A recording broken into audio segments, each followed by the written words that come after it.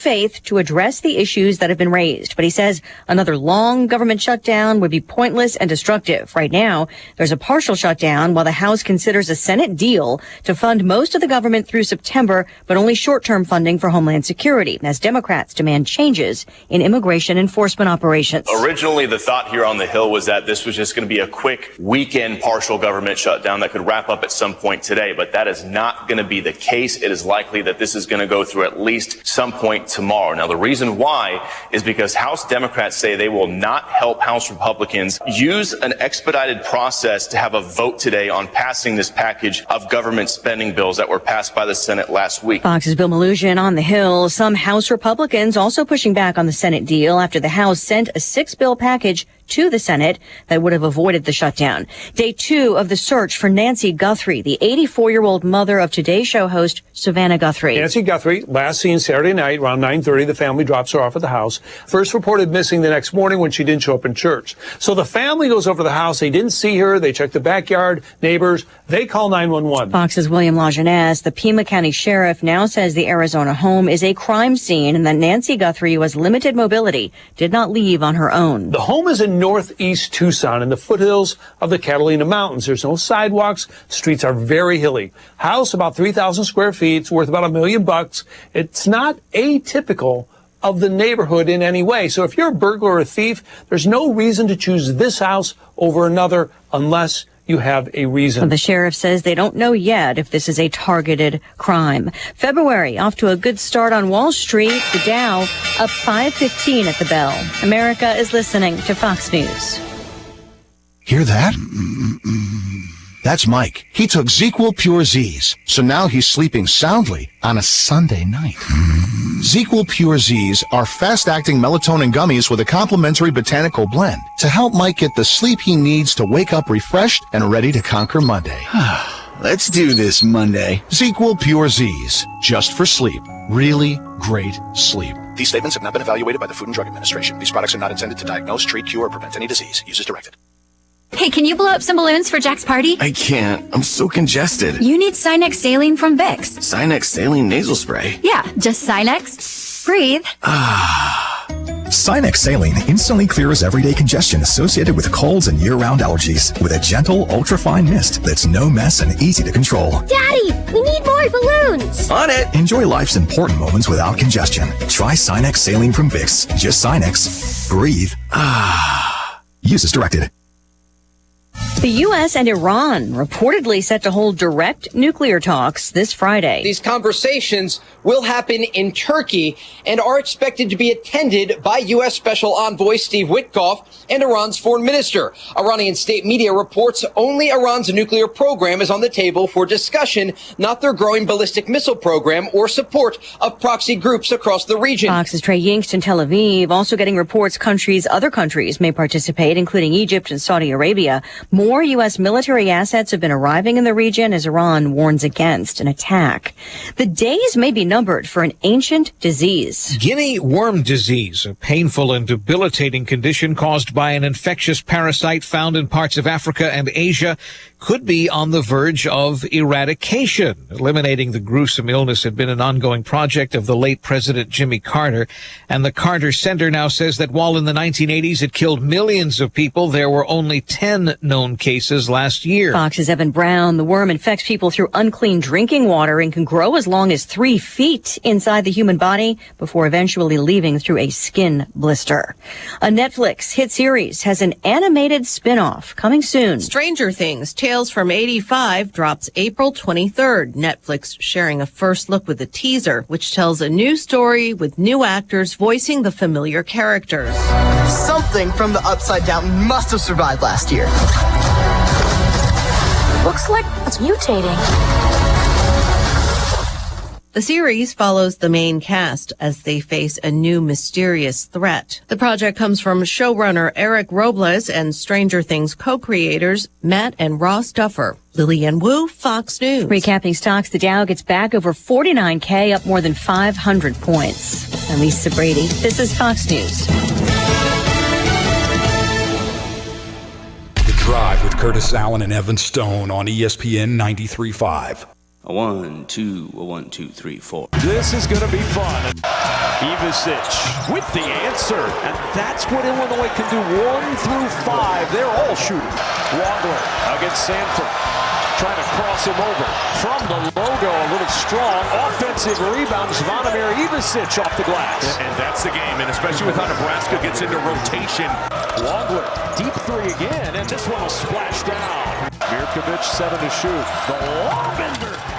And Ivisic, the 3 will rattle home. Zvonimir to Tomislav like they're in the backyard in Croatia for the triple. Kick in the corner, Davis the open 3. Oh, he can hit those all day long. Davis, step back triple. That one rattles home. Gosh, just breathtakingly good, isn't it? Ivisic, the swing around to Wagler. Wagler, step back triple. That will rattle home. Back it goes Mirkovic, 5 to shoot. Mirkovic looking baseline. Batted out to Davis. Oh, what an assist! Tomislav Ivisic. Around the Ivisic screen. Wagler with the triple and a 10-0 Illinois run. Nats couldn't quite get out there to Wagler because Illinois has really settled in offensively. Stojakovic turns the corner on Lawrence for 2, and count that one with a foul coming. 1 more at the line. 2 really good basketball teams today. We knew we were going to have to play extremely well to win. And here, a team that had not lost here at home, other than about a 2-minute stretch in the first half. I thought we did that. On the road again. Just can't wait to get on. Not too bad, my friend. Not too bad at all. What a week. What a weekend, indeed. ESPN Radio 93.5. It is The Drive. Those highlights, courtesy of FS1. The Illini go into Nebraska and get their second road win against a top 5 team in as many weeks. How about that? Let's go. Yeah. What a week. I mean, here's the thing. It's Super Bowl week. Mm-hmm. The Illini football team is looking for a new defensive coordinator. Yep. We got a top 5 ranked basketball team. Yep. And we had a goalie fight in the NHL Stadium Series this past weekend. I love me. What a weekend. I love me a goalie fight. And, hey, not to be outdone, Shauna Green and the women's team, they go on the road and get a win against a top 25 opponent as well, trying to creep their way back in the top 25. Yes, sir. Getting Gretchen Dolden back, and they're going to start making some noise again. Yeah, that was a big deal yesterday.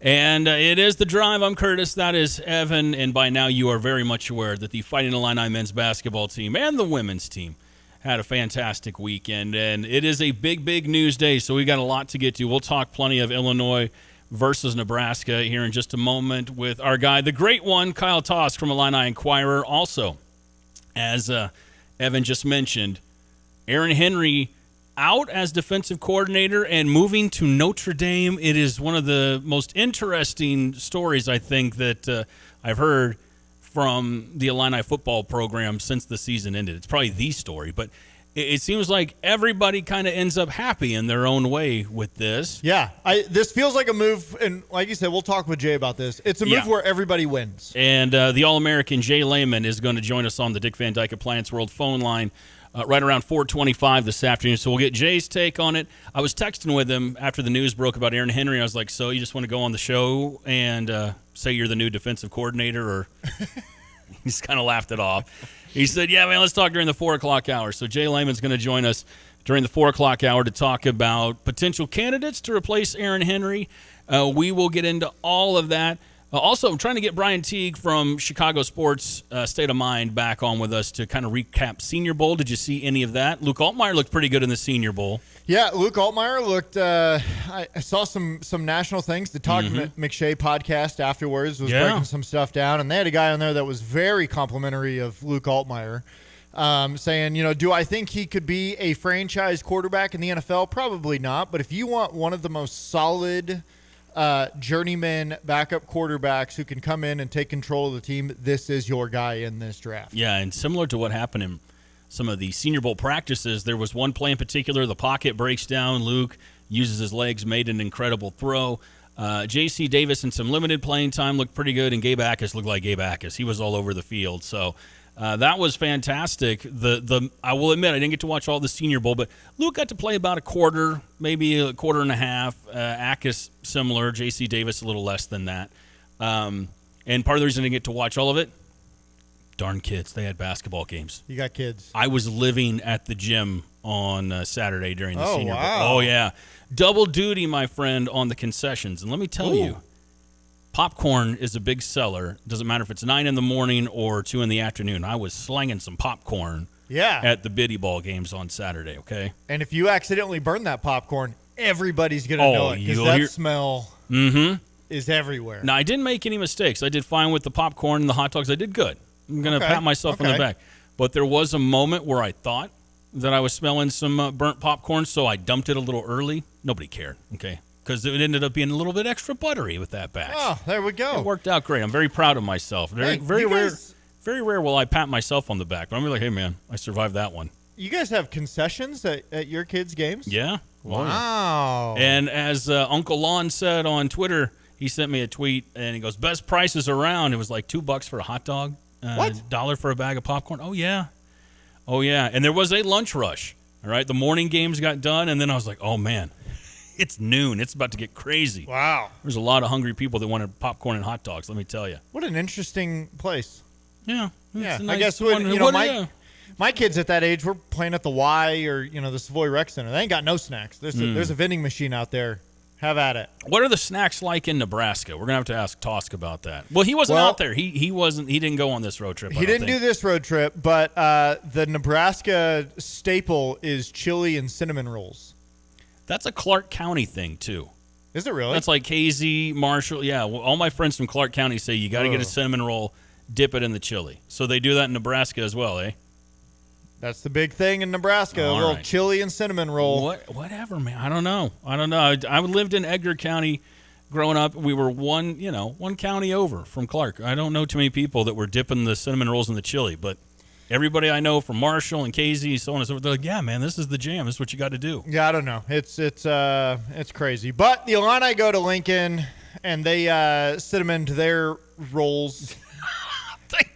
They dipped their cinnamon rolls in the chili out there. Man, and they made it happen, and they, as we've seen all over social media at this point, they robbed the bank, which I just think that the picture of the whiteboard behind Underwood that just said rob the, and he's standing in front of a word. Yeah.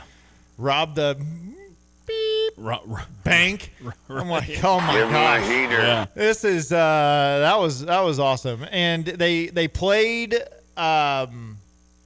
about as good as I think they could have played. Yeah. They felt like a team that was always in control. I know, as Underwood talked about in the postgame presser, there's that 2-minute late in the first half where Nebraska goes on an 11-0 run, and you're going, oh, man, this could be a little hostile. But you stem that tide. You survive that. You get to the half. You come back out and go on a nice little run of your own. And here's some news that just came across the desk about 15 minutes ago. Not a surprise to anybody. It shouldn't be anyways. Wagler just earned his 5th Big Ten Freshman of the Week award. Keaton Wagler has just been outstanding, as we know, all year long. But he's averaging 25 points and 6.5 assists over this last week, 5 boards, 2 steals over the 2 victories. And the Illini now on an 11-game winning streak, which has been one of the longest in school history. Wagler made 50% from the field, 46 from 3, 76.5 from the line. He drew 22 fouls and posted a 4.3 assist turnover ratio.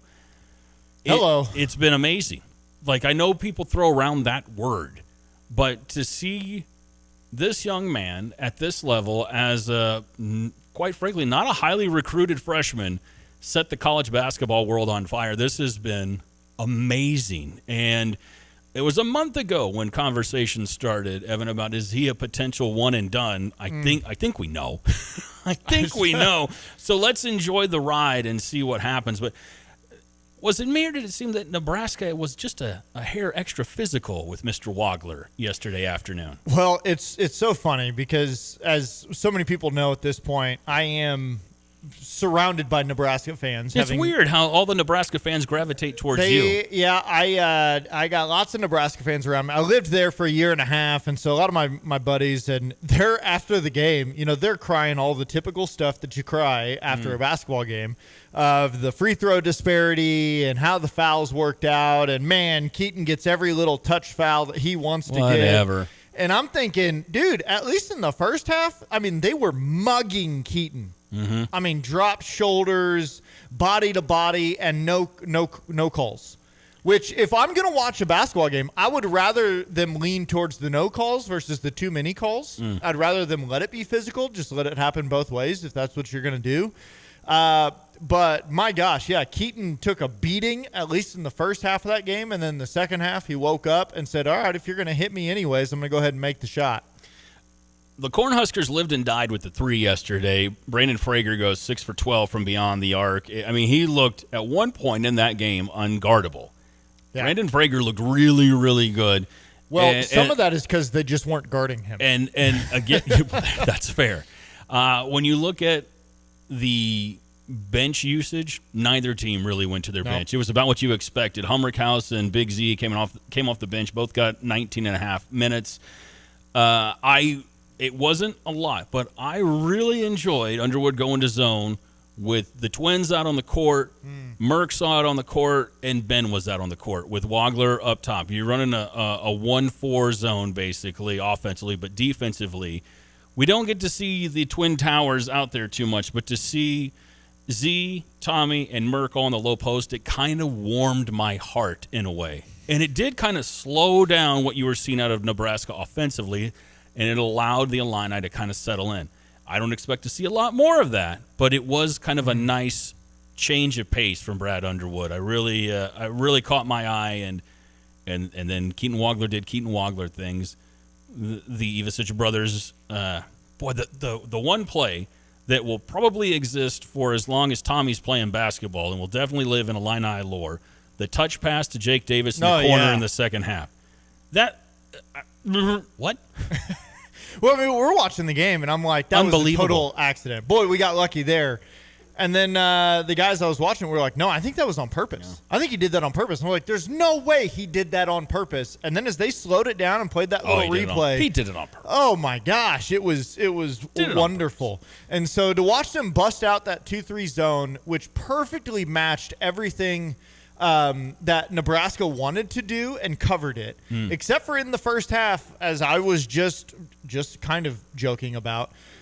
They could not figure out how to get to Braden Frager in the wing.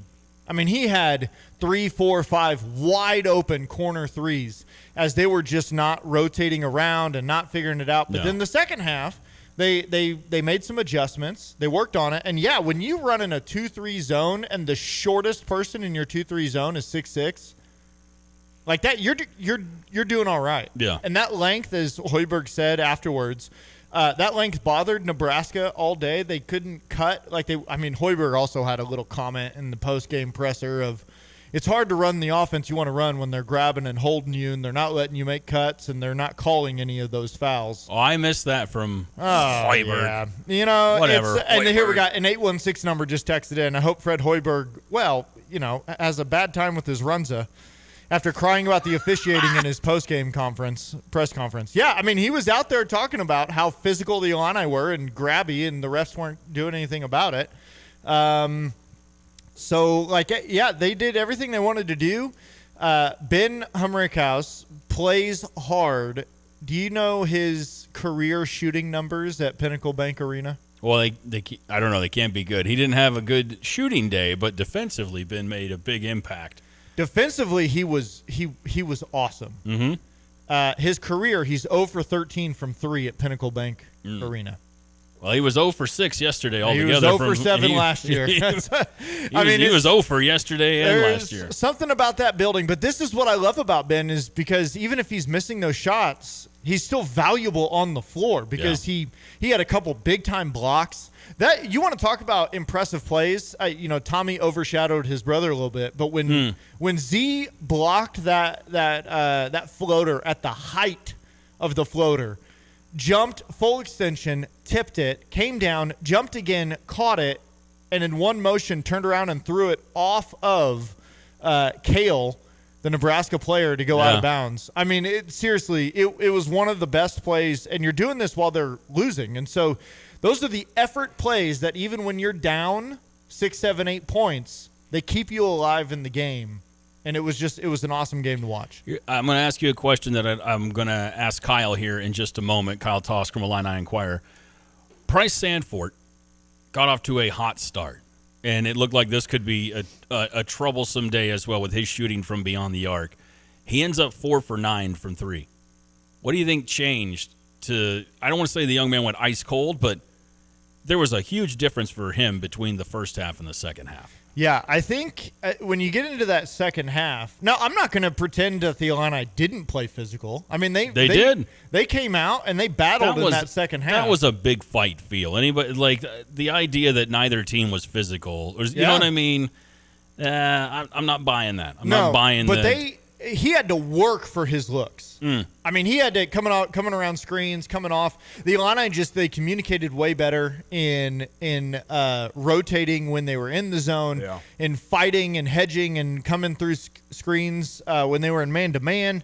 And I think when you're running like that and you're doing the things that you're doing on that end of the court, it's all of a sudden they're not so much in rhythm, and the looks get a little bit more difficult.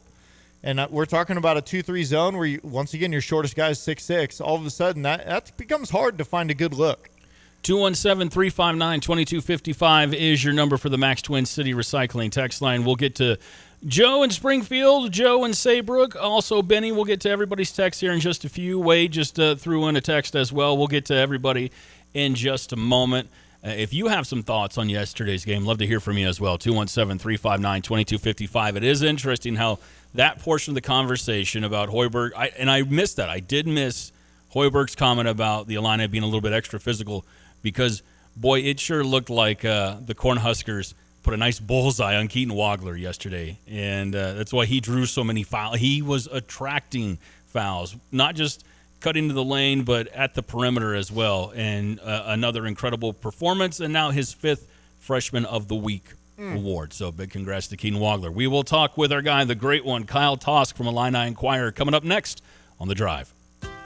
No, that's awesome, Tim. It sounds really good. Gale for X Trucking, if you have some trucking experience and you want to join a team that treats you like family, you got them right here. Yeah, we've got a spot left, and I've taken a page from Brad Underwood's book there, too. The last couple of days I've been communicating with a guy in the Philippines that's an American on active duty in the military, and he's got trucking experience. Wow. He's looking for a job when he comes home, so I'm opening that up. We love our veterans, and we've got a lot of veteran drivers, and we're looking to bring him on February 5th when he gets home. Well, usually you send staff to go recruit him. I'll go to Manila. I'll go talk to him. Just got to pay my flight. Yeah, I'll be back in a month. Stevie, I can't send you away that long. and actually, this guy from the Philippines found us through his dad in Hillsdale, Indiana, that heard us talking on the show. Dedicated Diesels at 1313 Triumph Drive in Urbana. They can get us on the phone at 217-328-0562. Rescue workers face death every day, and far too often their families lose them while they're helping you on the road. When you see emergency lights flashing, you must slow down and move over to the far lane. That includes red, blue, and orange lights. If you hit someone on the road, you'll be charged with a felony. That means jail time. Help us keep our families safe when we're out helping yours. When the lights are flashing, use caution passing. Let's all go home safe tonight. Brought to you by Tapman's Towing.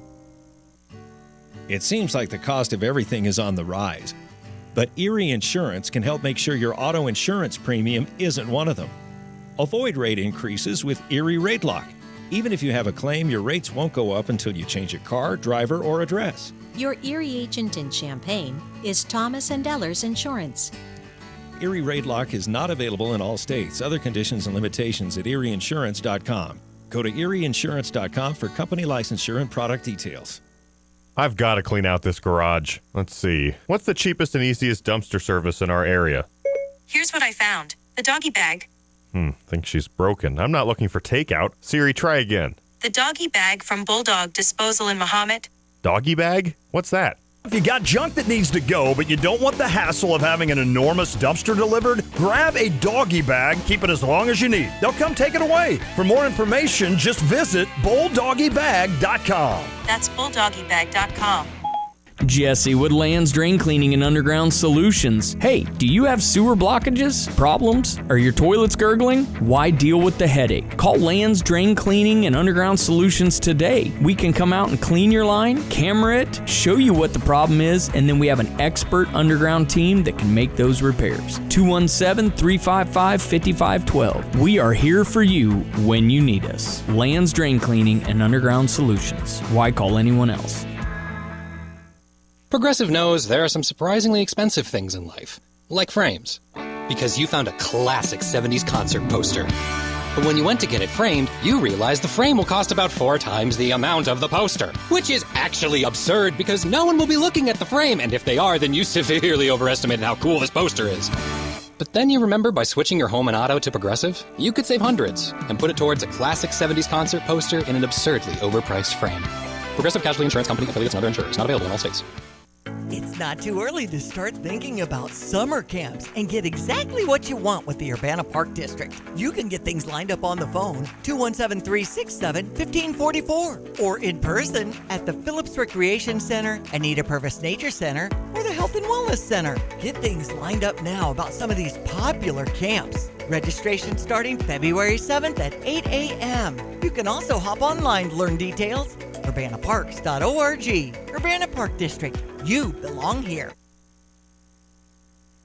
The Drive with Curtis Allen and Evan Stone on ESPN 93.5. Did you ever win any awards when you were in college? Yeah. What'd you get? Most Improved Player Award. We've talked about this. Oh, that's right. I've won it every year. Yeah, that's right. I knew that. Yeah. A legend. A legend, that is what you are, sir. No, that is, you don't suck as bad as you did last year. So here you go. Most Improved Player. ESPN Radio 93.5. It is The Drive. I'm Curtis Allen. That is Evan Stone. Maybe I did win something. It wasn't sports related. Oh, it was a dodgeball award I got. I got an intramural dodgeball. I think my junior year of college I won something. Maybe most eliminations, I think. But that was really because I stayed in the back and just waited and then started picking people off towards the end. Anyways, okay. I don't know about that. Let's find out if our next guest is an award winner. Nobody knows Illini basketball like the great and powerful Toss. And even if he isn't an award winner, he can tell us about a young man that just won his 5th Freshman of the Week award, Keaton Wagler. Kyle Toss from Illini Inquirer on the Dick Van Dyke Appliance World phone line. How you doing, sir? I'm good. Unfortunately, I'm not an award winner. I would take an intramural dodgeball award. That sounds pretty cool. I can't tell you that I've won anything, so I'm not quite as cool as you guys, unfortunately. I think it's a matter of time before you win something, man. You're gonna get some sort of journalistic integrity award that we could only dream about over here. You know?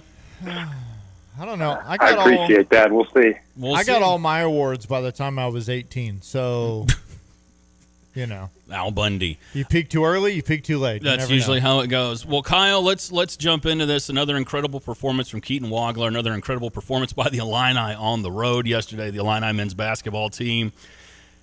Is it okay for Illini fans to start believing? I asked this question yesterday on my socials. Is it all right to start believing what this team can really do come the end of March?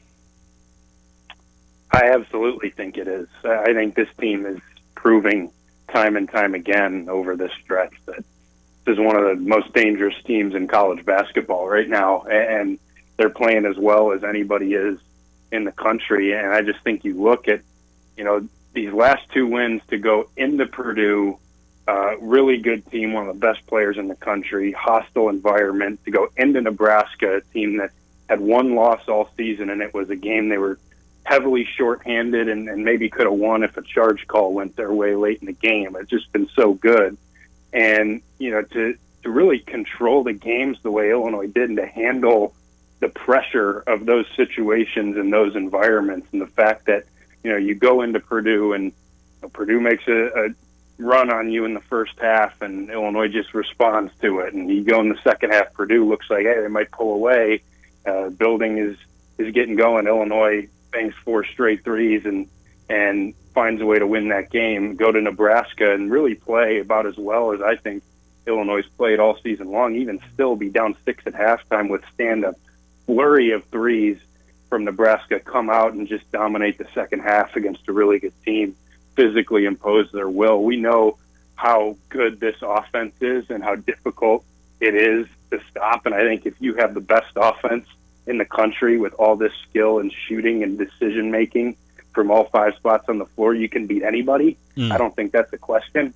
But I also think this team is showing some real toughness, some real championship-level mettle, going into these hostile environments and handling pressure situations.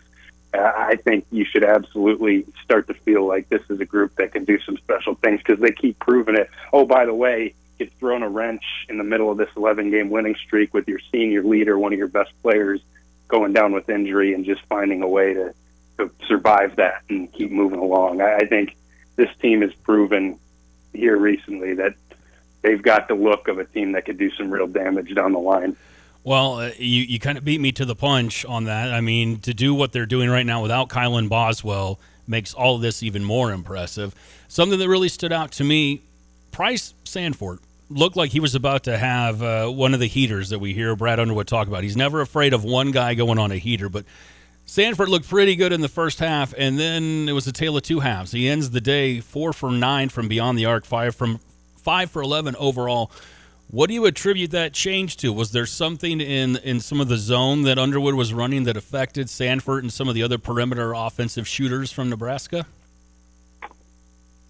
No, honestly, I think Illinois just played a really good defensive second half and just was a lot tougher, more physical, and more connected defensively when they were in man. They really didn't run much zone in the second half. Like that zone was something that they used for a big chunk of the first half, and then Nebraska kind of figured it out during that last stretch, and they started freeing up the corners, and Illinois there was kind of a blind spot in that zone in the corners that was giving up open threes to Sanford and Frager. So I think Underwood realized going into the second half we probably can't rely on the zone more than, a possession here, a possession there. We just got to be a lot better man-to-man. We got to. I think Andrei Stojakovic was the guy who needed to kind of step up individually because I didn't think he played well at all in the first half on either side. I thought he kept getting hung up on some of those screens and was just kind of trailing Sanford too much and giving him too much space. And then I thought in the second half, you watch Andrei, and Andrei wasn't on him the entire second half. There was a few different guys that handled him, but he was the primary assignment there, and I thought he was just individually a lot better, just made his catches difficult, stayed attached to him, was a lot better fighting through all the off-ball action that Nebraska runs. And I mean, you listen to Fred Hoiberg after the game, and he was kind of complaining that there was some grabbing and holding going on. I'll tell you this, when Brad Underwood heard that, I think he was really happy about it because you know what Illinois wasn't in that first Nebraska matchup? Physical at all. Yeah. And it felt like in Nebraska could do whatever they wanted. So I think hearing Hoiberg complain that Illinois was playing a little bit more physical with Price Sanford is probably music to Brad Underwood's ears because, I mean, this team is a little tougher defensively, has a little bit more nastiness to them on the defensive end, which I think is a big reason that they've been able to improve so much from that first loss. Well, we have so much to ask you about, Kyle, but the thing that struck me about all that, hearing Hoiberg say that, is throughout the game, I kept going, man, they've got a nice little bullseye on Keaton Wagler. They are knocking the hell out of this kid. More than once, I took, personally, I was taking what am I trying to say? Exception. That's what I was trying to say. I was taking exception to what they were doing to poor Keaton Wagler out on the court. No, being serious, I thought Nebraska was very physical, so the idea that Illinois was more physical, I could see that making Underwood smirk, but at the same time, I was like, get out of here with that crap, man. Are you kidding me? Yeah, no, I honestly didn't really notice it that much. I mean, if there was any egregious grabbing or uncalled, I'd have to go back and really look at it. But, yeah, I think that's just Nebraska hasn't really lost much this year, so you kind of getting the emotion after the game that you see from really a lot of these coaches. I mean, Brad's done it before where he'll kind of throw comments in there in frustration. It is what it is. To harken back to your first point, yeah, I mean, the Keaton Wagler game plan for Nebraska felt to me a lot like the Bat Boy Pistons on Michael Jordan. Like they were just throwing him to the ground. Like it was there was some intention there to say we don't want to let this guy get comfortable here. He's been we got to slow him down. We got to make him really work for everything he gets. And if we put him on the ground a couple times, we'll live with that. It certainly felt that way. That there was some extra physicality from Nebraska. Even that one foul, I thought that they reviewed for a hook and hold. I thought that was kind of a dangerous play where you're really trying to grab him and pull him down. Like, he was taking a beating. He was on the ground a lot, but that's the beauty of Keaton Wagler is nothing teams have thrown at him all season long has phased him in the slightest. He just kept getting back up, kept being willing to get the ball in the paint and drive into the teeth of that defense and keep taking the beating and keep getting to the free throw line. And, to bounce back from the first half where I did feel like the physicality got to him a little bit and just forced him to rush a couple shots that he normally makes, ends up shooting 2 for 9 in the first half, and then did come out and just control the game again with a huge second half and really be unbothered by it. It's remarkable what Keaton Wagler is doing. I think right now this is the Big Ten Player of the Year front runner if he keeps doing what he's doing right now, and probably an All-American as well. He's putting together a really special run right now. So, I mean, to go into that atmosphere and to pull away like you did and to withstand, I can't remember what it was. They went on like a 14-3 run or something to end the first half. And the play, I thought that halftime came at the perfect time to let everybody kind of settle down just a little bit. What did you see that they intentionally looked at going into that second half to try and switch the game up a little bit and make it harder for Nebraska to get their shots, but then also on the offensive end to get confident looks and to do what they did down low in the paint? Yeah, I think defensively, really, I mean, and you go back and compare it. I think it was a solid comparison to make. 11 games ago was Illinois' worst defensive performance of the season when Nebraska came here in Champaign. Just felt like such a disjointed defense, disconnected defense that made so many mistakes in that game. And even in the first half, I thought 15 of those 20 minutes in the first half was a pretty good defensive half from Illinois, all things considered. There was a stretch there where, there were some open looks missed, but Nebraska didn't score for a good 4 or 5 minutes at one point in the first half. It broke down there at the end of the first half. Nebraska kind of settled in against the zone, and I agree with you. I think halftime came at a perfect time. Just kind of resettle, refocus, and figure out what you want to do defensively. I thought just in the second half it was a really connected defense that just picked up for each other. Rotations were crisp. There wasn't a lot of easy stuff happening for Nebraska, and Illinois, I thought, just used their size and length really well against a team that just couldn't match up with it. It's a smaller guards, and I think the best thing that Illinois did was they completely shut off the rim from Nebraska pretty much for 40 minutes and made them play pretty much solely on the perimeter. Illinois just built a wall in the paint and totally took away all of Nebraska's cutting and ability to penetrate inside. And so I thought you start to see in the second half there were some open shots that Nebraska missed.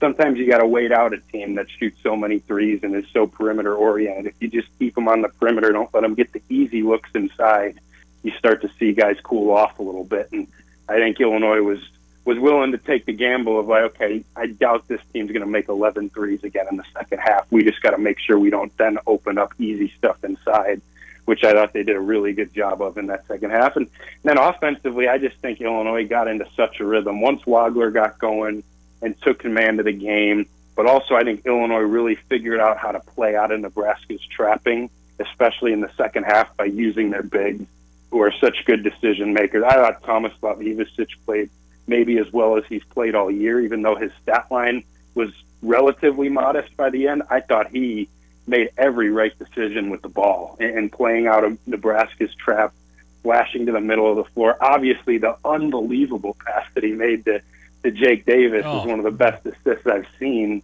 But I thought we saw more of the guy in Tommy that we saw for stretches of last year, where he could really be a guy that you run offense through and can facilitate for you. And I thought he was just so sharp from that standpoint. But David Mirkovic, too, Illinois really utilized his ability to play out of traps as well. And I just thought, as a whole, the ball movement was just spectacular in the second half, and it felt like Illinois was generating a great shot every time down. So I just think they totally settled into the game, and it's for as good as Nebraska is, this Illinois team just has way more size and significantly more talent than that group, and I think Illinois just kind of imposed that in the second half on both sides. ESPN Radio 93.5, it is The Drive. I'm Curtis. That's Evan. Our guy, the great Kyle Tosk from Illini Inquirer on the Dick Van Dyke Appliance World phone line with us. So now you work through it for the rest of this year. The Illini are up to the number 2 team in the country when it comes to net rankings and quad wins. Ken Pom, they stick at number 5, but they keep the number 1 rated offensive rating, even traveling to Nebraska, who supposedly has the 11th best defensive rating. And then when you go to Bar Torvik, they're still sitting at, I believe, 7th, but they're rated as the top 2 seed headed into March. As you look at the schedule coming up, we got Northwestern here at home on Wednesday night, but then we travel to East Lansing, and then obviously the big showdown at home against Michigan on February 27th. What do you think the Illini need to do down the stretch here to maybe hoist that Big Ten championship and sneak into that 1 seed line towards the end of the year? I think to win the Big Ten championship, it actually probably is going to be pretty simple, and it's going to be beat Michigan at home. And I think that there's a lot else that can play out, and I'm not saying that that's the only game that matters, because you have to keep handling business against the teams you're better than. And this game on Saturday is going to be big, but I think it's increasingly likely to me that that game is going to have a lot on the line in Champaign when those 2 teams go head-to-head, and I would find it hard to imagine a scenario where Illinois can take down Michigan in the Big Ten race with just how much they have with their talent and their size and how imposing they are.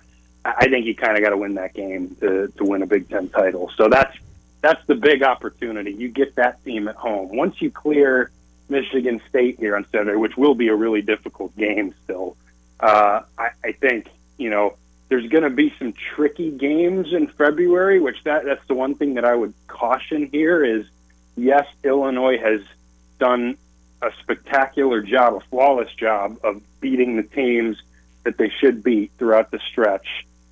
I do think that they're going to see kind of more of that upper tier of the middle of the league in February, Wisconsin, Indiana, and then the West Coast trip against USC and UCLA, where those are trickier games than I think the Northwesterns, Marylands, Washingtons of the world that you've seen here. So that's where I think you'd like to handle those games. I'm not saying that you can't have one slip up in there, but you probably got to be. I just think with how top heavy the Big Ten is this year and how much respect I have for Michigan, you probably got to be pretty flawless in a lot of those games. Like I don't think you can afford to really slip up and then get to that Michigan game, win that. As far as the 1 seed, I just stack as many quality wins as you can. I think, the Michigan game is going to be another great opportunity for you. Michigan State this weekend. Those are kind of your 2 marquee opportunities. You get one of those 2, and you handle most of the other games. Let's say you get one of the 2 between Michigan State and Michigan. You get 3 of the 4 between Wisconsin, Indiana, USC, UCLA. You handle all the rest. I think you'll be right there for the 1 line if that's your resume, because you're going to have a lot of, especially the road success that you've had. That's, I think, could be a separator for this team. So I think that's kind of how you have to break it down. But I think on both of those fronts, Big Ten race and 1 seed race, Michigan here in Champaign, February 29th is going to be huge on both those fronts.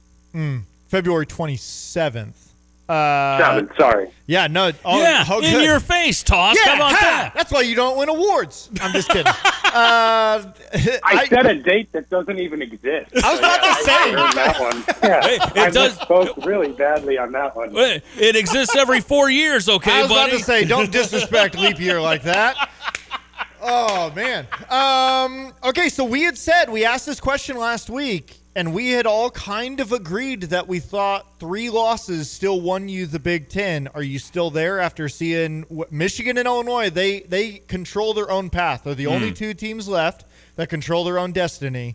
Do you still think 3 losses gets it done? I think 3 losses probably gets you the outright title. Yeah, I do. I think if you can get to 17-3, you can probably win the league on your own. I think that's what you need to probably be shooting for. Like I said, I think that's an attainable goal for both Michigan and Illinois. I think to a lesser extent, I'd be more surprised, but I will say, Nebraska now sitting at 9-2, the only top 5 team in the league that they see the rest of the way is Purdue at home. Like they could, if they just keep handling business, that 17-3 mark, I think is still an outside shot there. I'd probably be surprised if Michigan State or Purdue do that. I do think that we're starting to see. I think all 5 of the top 5 in the Big Ten are really good teams. I think Michigan and Illinois are the 2 best teams, and I think those are the 2 teams with the best shot to get to 17 and a realistic shot to get to 17. I just laid it out a minute ago. If you split Michigan State and Michigan, and you win 3 of the 4 of Indiana, Wisconsin, USC, UCLA, and you don't lose to, Maryland, Oregon, Northwestern, that's 17-3 for Illinois, and I think that's doable for the talent this team has. I think Michigan as well. They have a tougher stretch here, but I just think they're so good. I think they can absolutely get to 17.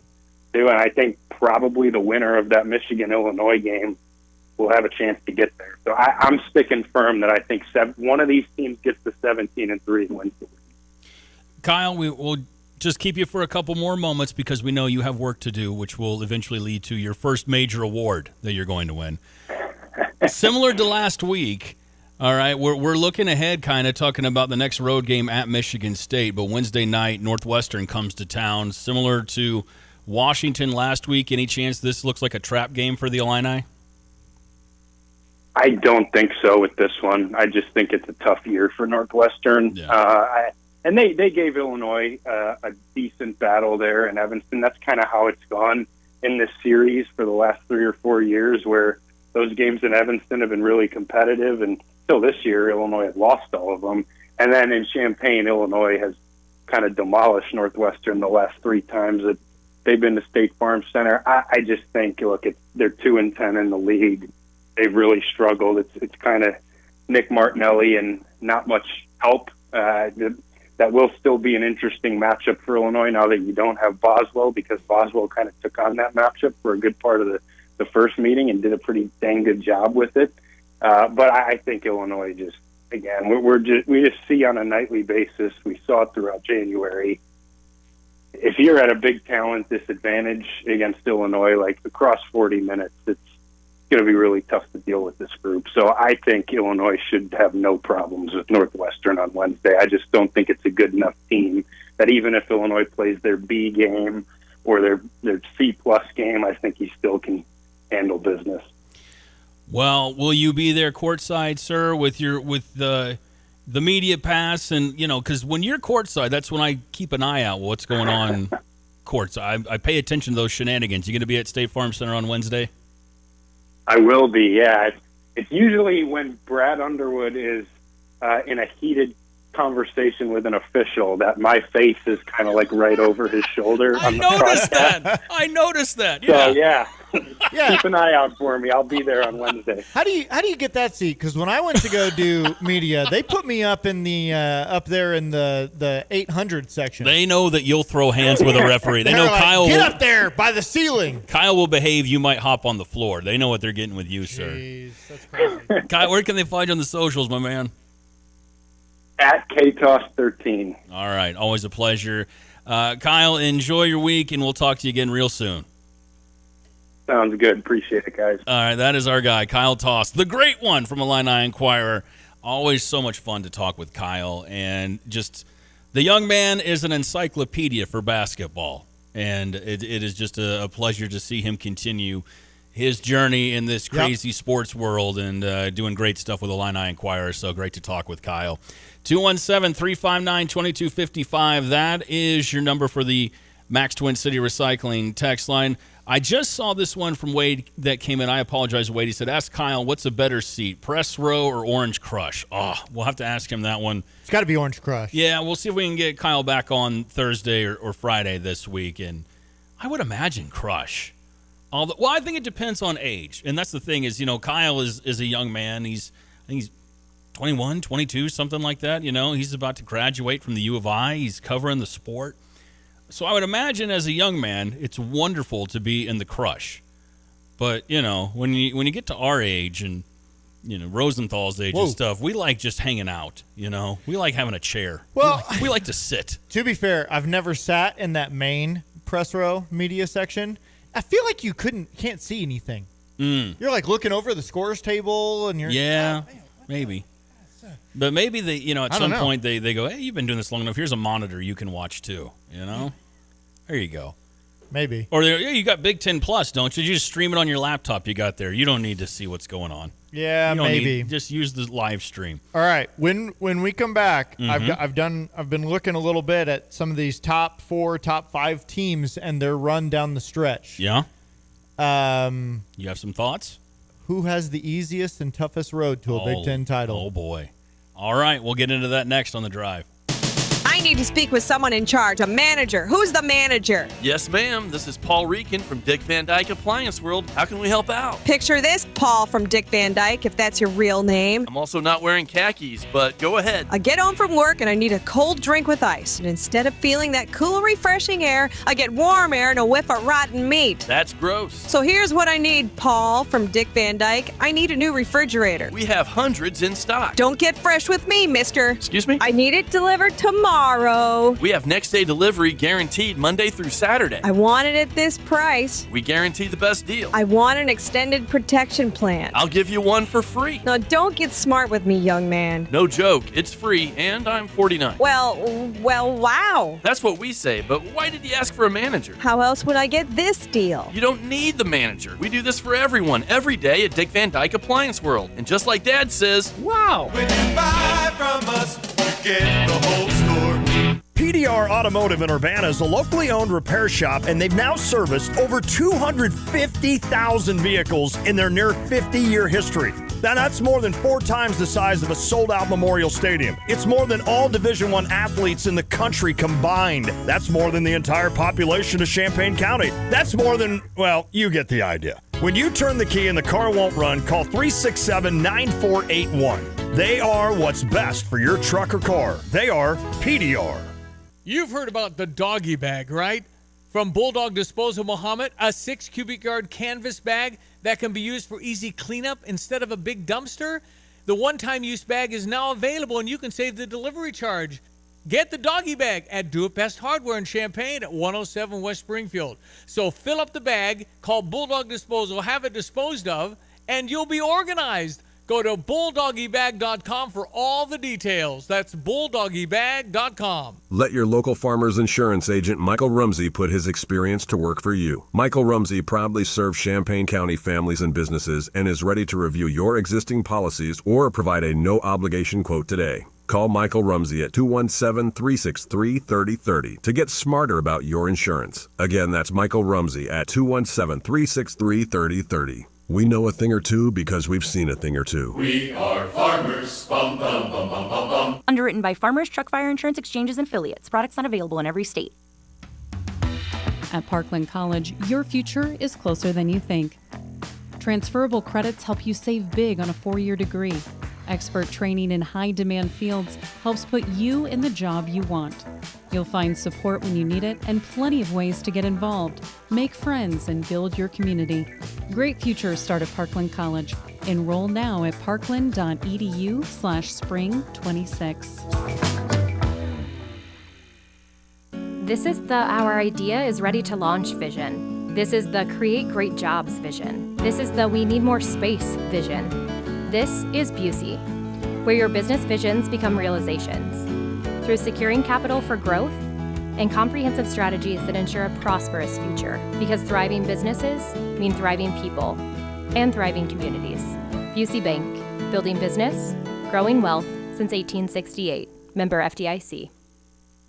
Jesse with Land's Drain Cleaning. Do you have your sewer line cleaned every year? Are you constantly getting roots or blockages? Why deal with that headache year after year? Call Land's Drain Cleaning today at 217-355-5512 to have our expert staff come out, clean your line. We give you a free camera inspection, show you what's wrong, where it's at, and then we can offer you a repair for that problem so you don't have to deal with it again. Land's Drain Cleaning. Why call anyone else? The Drive with Curtis Allen and Evan Stone on ESPN 93.5. Hope you're having a great Groundhog Day, if that's possible after this morning. Happy Groundhog Day. Yes. More importantly, Yeah? happy Black History Month. Yeah, there you go. Like that as well. Like that more. Way more than Groundhog Day. Yeah, stupid groundhog. That I don't celebrate. little chunky rodent, which also happens to be my nickname from high school, saw his shadow again. 6 more weeks of winter. All right. ESPN Radio 93.5. It is The Drive. I'm Curtis. That is Evan.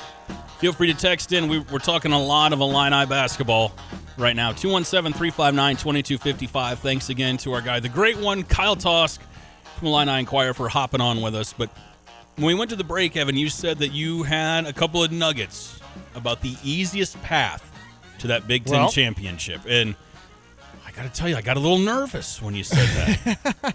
So you look at the top 5 teams in the Big Ten, right? You got Michigan, Illinois, Nebraska, Michigan State, and Purdue. Those are the teams that I believe. Now, Wisconsin also is a team with 3 losses, but I don't know if anyone's really looking at Wisconsin thinking, Not right now. oh, they're going to win out. Yeah, you know? no. So you got Purdue with 3 losses, Michigan State, Nebraska with 2, Illinois, Michigan both with 1 loss each. So as we just broke down Illinois' schedule a little bit, with the great Kyle Tosk, your big games left is you've got at Michigan State, you've got Michigan at home, and then sandwiched in between that, you've got the West Coast trip, USC and UCLA. Now, you definitely got hosed with the West Coast teams that you're playing this year. Michigan State already finished their West Coast trip. They got Oregon and Washington. Yeah. That's a little easier. A little bit. You know? So, as you look through the end of the road here, the Illini have 4 road games left. 4 travel games. Yeah. Nebraska, 4 travel games. Michigan State, 4 travel games. Purdue, 4 travel games. Michigan, 6 road games left. So they're traveling a little bit more. Makes it a little bit more interesting. Michigan, the number 1 rated KenPom team, still has to go to Ohio State, to Purdue, to Illinois, to Iowa, which is the 19th ranked KenPom team, and then home against Michigan State. It's a tough road. That is a very tough road. Yeah. And I know Purdue has kind of been on a slide, so to speak, since that loss with the Illini. But Purdue had a bad week. But it's still Purdue. It's still Purdue. Yeah. It's still Mackey Arena. Yeah. And they Fletcher Lawyer had, 30 points this past week? He went off. He did. And if Fletcher Lawyer is back, Purdue has to travel to Nebraska, to Iowa, and then they're home against Michigan and Michigan State. So that's they got some tough games remaining. Yeah. Michigan State is home against us, Illinois, but then they still travel to Wisconsin, to Purdue, to Indiana, and to Michigan. There's a couple of losses in there, I think. Yeah. And then Nebraska, with their 2 losses, they're Purdue at home, at Iowa, then they do their West Coast trip, USC and UCLA, so both the same team as we got, and then home against Iowa. So you hear that off the top of your head. If you're visual like me, you probably forgot everything I said. Yeah, I forgot everything you said. As I'm looking across the board here, I feel like the Illini are sitting in the best position. You travel less than Michigan. Yes, they are. Yes. You get Michigan at home. Your toughest road game is obviously this weekend at Michigan State, but after that, your road trips are not difficult. You end the year at Maryland. There'll be 12 people there. At that point. Wait.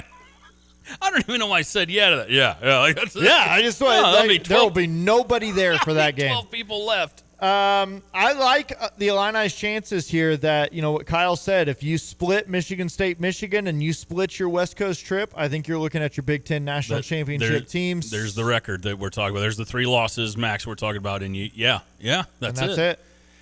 Whew. All right. So good stuff, man. Yeah, but then, like Kyle said, also, you're really looking at, you got Wisconsin at home, you got Indiana at home, you still have to take care of those teams. Yeah, you still have to take care of business, obviously. But when you break it down like that, if you're an Illini fan, you should feel good about what's left. And it's a team that can beat anybody on any given night, man. Dangerous scoring team, a lot of fun. Yeah. We got to get into news. We'll do that right now on The Drive.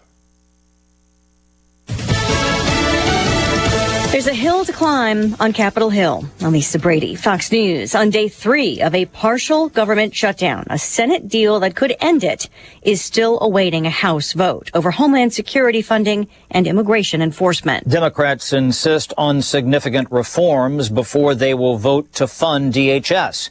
But some Democrats want to dismantle ICE. Even some Republicans believe ICE needs reform. Fox's Chad Pergram at the Capitol. However, some Republicans oppose changing what the House passed 2 weeks ago, a spending package that would have avoided a shutdown. Florida Congressman Byron Donalds telling Fox, once again, Senate Democrats have done nothing, proposed no solutions. They just want to go over there and complain, and then they want to kick it back to the House. I'm not interested in bailing out the Senate. President Trump is urging bipartisan support for the Senate proposal, though, funding most of the government through September with short-term funding for DHS. The president also pledging to negotiate in good faith on the issues raised. Meantime, Homeland Security Secretary Kristi Noem just announcing that body cameras will be deployed immediately to every officer in the field in Minneapolis, also saying that will be expanded nationwide. Cameras have been one of the top demands from Democrats in Congress after 2 deadly confrontations involving federal agents in Minneapolis.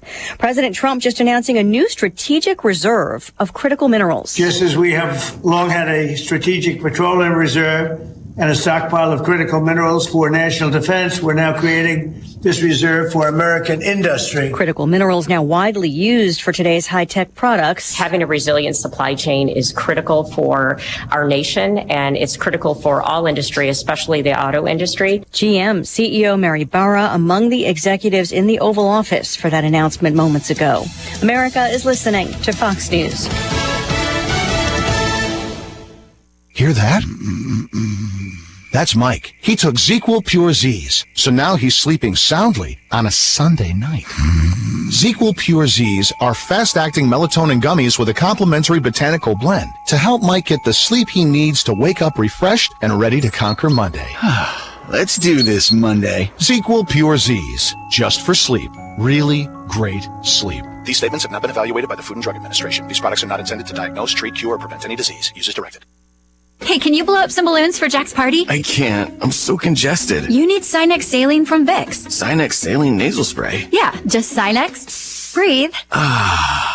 Sinex Saline instantly clears everyday congestion associated with colds and year-round allergies with a gentle, ultra-fine mist that's no mess and easy to control. Daddy, we need more balloons. On it. Enjoy life's important moments without congestion. Try Sinex Saline from Vicks. Just Sinex. Breathe.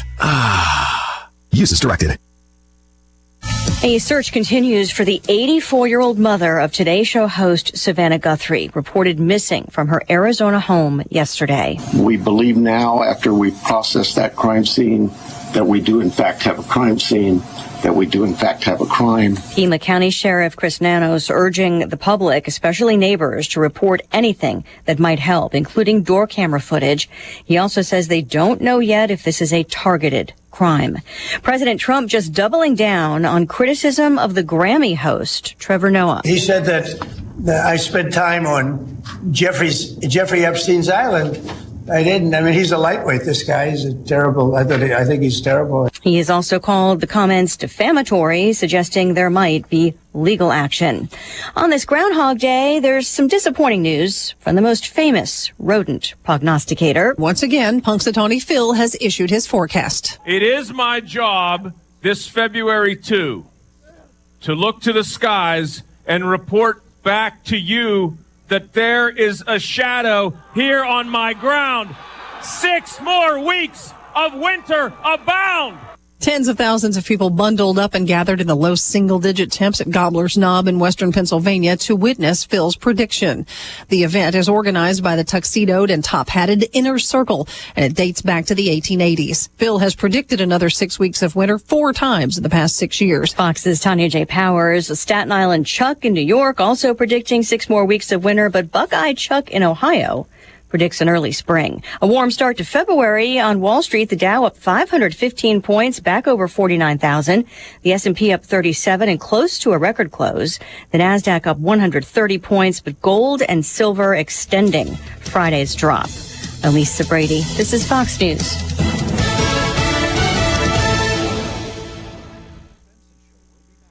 You're listening to WSJK ESPN 93.5 Tuscola, Champaign-Urbana, your home for the St. Louis Cardinals. No, that's awesome, Tim. It sounds really good. Gale for X Trucking, if you have some trucking experience and you want to join a team that treats you like family, you got them right here. Yeah, we've got a spot left, and I've taken a page from Brad Underwood's book there, too. The last couple of days I've been communicating with a guy in the Philippines that's an American on active duty in the military, and he's got trucking experience. Wow. He's looking for a job when he comes home, so I'm opening that up. We love our veterans, and we've got a lot of veteran drivers, and we're looking to bring him on February 5th when he gets home. Well, usually you send staff to go recruit him. I'll go to Manila. I'll go talk to him. Just got to pay my flight. Yeah, I'll be back in a month. Stevie, I can't send you away that long. and actually, this guy from the Philippines found us through his dad in Hillsdale, Indiana, that heard us talking on the show. Dedicated Diesels at 1313 Triumph Drive in Urbana. They can get us on the phone at 217-328-0562. Good morning, First Federal Savings Bank. How may I direct your call? Speak with friendly, real people during lobby hours. It matters when you call First Federal Savings Bank of Champaign-Urbana. A real person located at the bank, not a recording, answers your call during lobby hours. Personal, friendly service makes a difference. 217-356-BANK. Thank you for calling. Have a great day. Rated 5-star superior by Bauer Financial, Inc. Fast, friendly, and local with local loan decisions and underwriting. Member FDIC, Equal Housing Lender, NMLS 435120. February, the month of love, the month to break up with that junk. 2 Men in a Junk Truck will help you dump that old sofa, nasty fridge, and worn out TV. Don't stay in a toxic relationship with your clutter. Break free. Our friendly crews make the entire process easy. You point, we haul, no judgment. Decluttering doesn't have to be a project. Contact 2 Men in a Junk Truck today and be junk free by tomorrow. 2meninajuncktruck.com. 2 Men in a Junk Truck. Junk removal made simple. Let your local farmer's insurance agent Michael Rumsey put his experience to work for you. Michael Rumsey proudly serves Champaign County families and businesses and is ready to review your existing policies or provide a no-obligation quote today. Call Michael Rumsey at 217-363-3030 to get smarter about your insurance. Again, that's Michael Rumsey at 217-363-3030. We know a thing or two because we've seen a thing or two. We are farmers. Bum, bum, bum, bum, bum, bum. Underwritten by Farmers Truck Fire Insurance Exchanges and Affiliates. Products not available in every state. The great loud venues in college basketball. Don't miss your chance to cheer on Fighting Illini basketball this season. Back. This place an absolute powder. It is.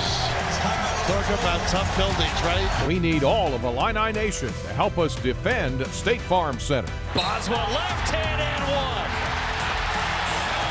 Great seat locations are still available for you to see Illinois basketball live this season.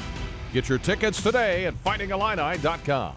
Former Illini Terrence Shannon Jr. of the Minnesota Timberwolves about Ben Quattrone from Sarah Champaign. What kind of friend has he been? Unbelievable. Ever since I came to this dealership, me and Ben had interactions. He's been a great person this whole time. It still is. I always would recommend him to anybody about a car or anything.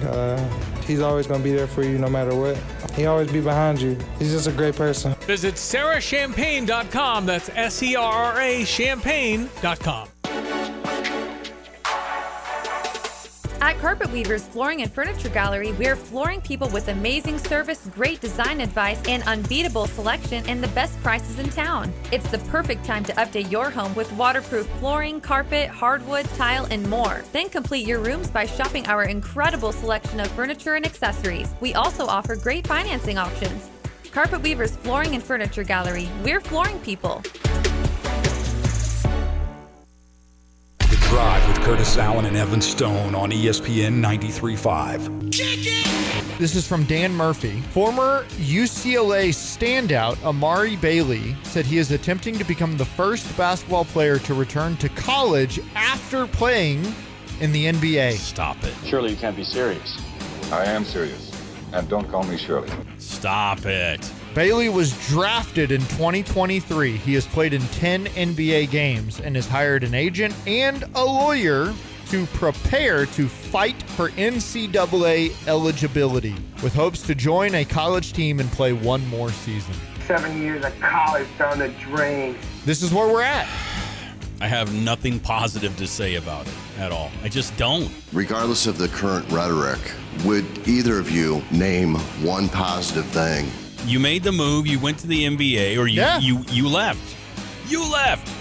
He quit the band, whatever. You left. You made that decision. He left the band. I mean, period. Exclamation point. Be a big boy. Yeah. Let me ask you this. If you are an AD, do you want that circus coming to town? You know what I mean? I don't know. Giannis is on the trade block. Maybe Brad can give Giannis Antetokounmpo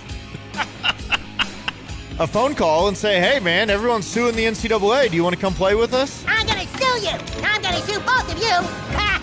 You gotta fight for your right to party. Maybe that's what Amari Bailey's doing, baby. He's fighting for his right to party. Hey, UCLA, baby. Out in Southern California where the girls are warm. Well, the weather's warm and the girls are pretty. Oh, that's it. But I'm playing the Beastie Boys, not Guns N' Roses. You couldn't come up with a Beasties reference? What, do you want to say, like the Animal Planet? I don't know. ESPN Radio 93.5, it is The Drive. I'm Curtis Allen. That is Evan Stone. That was one of the big stories that broke on Friday. We don't even need to relitigate any of that. I think we kind of said our piece. It's ridiculous. It's silly. However, the Greek Freak, if he's got a year of eligibility left playing with the Illini, that could be interesting. Well, I mean, he's on the trade block. We'll have to get one of our NBA guys on this week, and I believe the 5th. So what is that, Thursday? Mm-hmm. Trade deadline, and it's pretty interesting what Milwaukee's going to do. You know what else is very interesting? What's that? Let's circle back to college athletics and college football. Aaron Henry, no longer the defensive coordinator for the Fighting Illini, and now finds himself co-defensive coordinator with Notre Dame. Do I have that title right, sir? Yeah, co-defensive coordinator and safeties coach. Is safeties coach or defensive backs coach? Yeah. Well, I was intrigued by this move.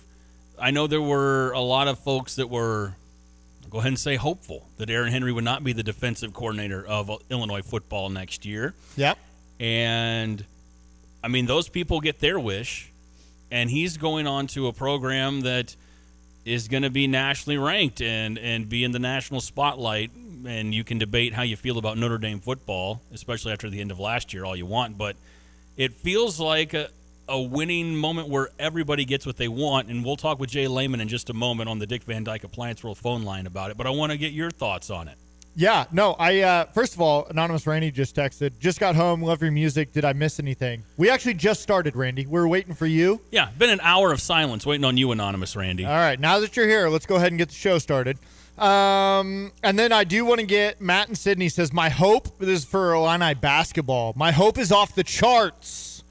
The thought of going to East Lansing and winning after the road wins that we have, because we have such good road wins, we really are in the hunt for a national championship. So, and then 217 texter says, split the West Coast trip. We're sweeping those Angelinos.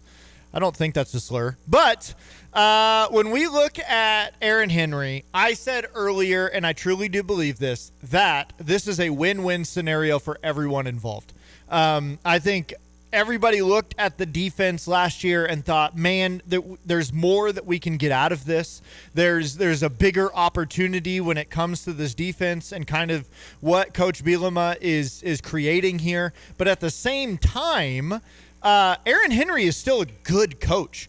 Maybe he's not the best coordinator at this season in his life, but he's an incredible secondary defensive backs safeties coach. And so Notre Dame gets one of the best secondary coaches with play calling experience to jump onto their roster.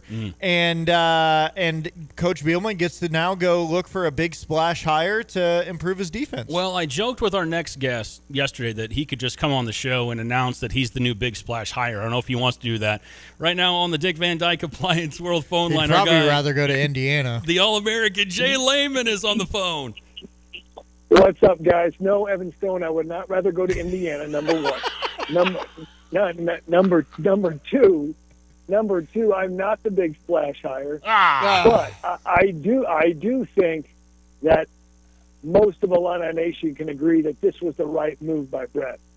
Yeah, and I think that's the big thing. I don't think, honestly, the way that this was – Big Def has texted in about this a lot. I really do believe the way that this was done was a win-win for everybody. It's a huge bonus for Aaron Henry to move on to a better program with maybe less of a role, and for Brett to not have to fire one of his guys. Yeah, it definitely felt like it was a soft landing, right? It wasn't like, hey, get out of here, you're fired. It was kind of a – hey, let's get you something that's a good fit for you to keep continuing your upward career trajectory because you're really good at what you do and certain things as far as player development.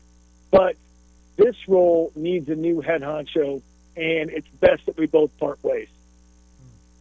Well, Jay, is there anybody that jumps out off the top of your head that you're like, this is a guy? We've already seen stuff on social media and even text rolling in, about Ryan Walters coming home. I don't know if that's anything more than a pipe dream, but I'd love to get your thoughts on the guys that are still out there, if there is a name, or maybe if there's somebody that's already on the roster that takes over. Well, first of all, I don't think you hire from within. Do I think the coaches are good? Do I like Archie McDaniel and Terrence Jamison? Yeah, I think they're good coaches, but I think you tried that last time, and quite frankly, there was mixed results. 2023 was a disappointment. Much of that on the defense. And at times our defense was good this year, but it was hit or miss, especially when you look at the Washington or the Wisconsin game. And then you see other times you're like, oh, it's pretty good, whether it be the bowl game or other games. So I don't think you hire from within. I think the Ryan Walters name is intriguing because of his success that he had here. But I don't know how much that bridge got burned at Purdue going after the same players. It seemed like it was pretty ice cold in what they did. And I know that Walters just signed a contract extension. I've heard the name Justin Wilcox, Jeremy Warner threw out that. The Cal coach who did a phenomenal job at Cal. I thought he did a great job at Cal, obviously not good enough to stay long term. Long term, he stayed pretty long there. I think it was 9 or 10 years. And he was a coordinator, I think, before even Dave Aranda was a coordinator at Wisconsin. Charlie Bullen, some of these people mentioned, I don't think Charlie wants to come back from the NFL to college.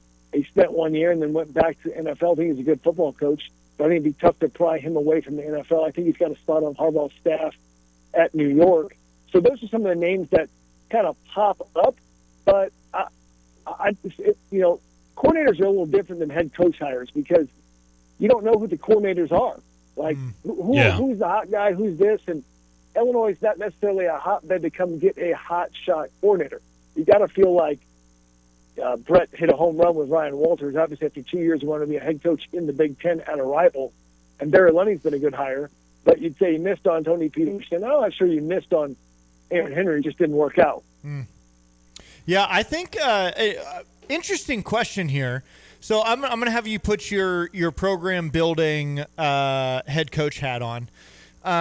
When you look at where this program is right now and what Coach Bielema is trying to do you think there's much of a difference between just, obviously you want to win games, so just go get the guy that's going to win games. However, do you put any sort of leverage into a guy that you think is a long-term hire that's going to stick around, that's maybe been a successful coordinator, and that's kind of their role, their play?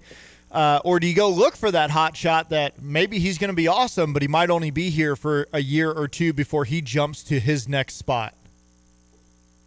Listen, I think the whole long-term hire thing is 2005 thinking. I think it's all about win right now and who can give you the best chance to win.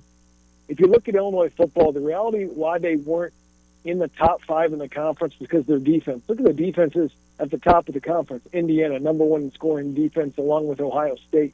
Those two were the top 2 teams in the conference for a reason, with the best defenses. Oregon had a good defense as well, although not as stellar as the previous ones. And then Washington was certainly not amazing, but Washington and Michigan were up there because they had better defenses. It's amazing with where our defense was and the points we gave up that Luke was able to pull some rabbits out of his hat to get us to 10-9 win. So I think it's who can you get right now that, number 1, can give you success in scheme, but 2, that has connections around the country to get guys in. I think that's a huge thing as well. Now, the portal is no longer open, but there's still some portal guys floating around and waiting to decide where they're going to get. We know we're thin on the front 7, at least it seems like that right now. Does that play into it as well? And even if it's just a 1-year hire to maybe even elevate the program into a playoff program, that gets you the chance to maybe hire somebody even better the next time once that coach gets promoted.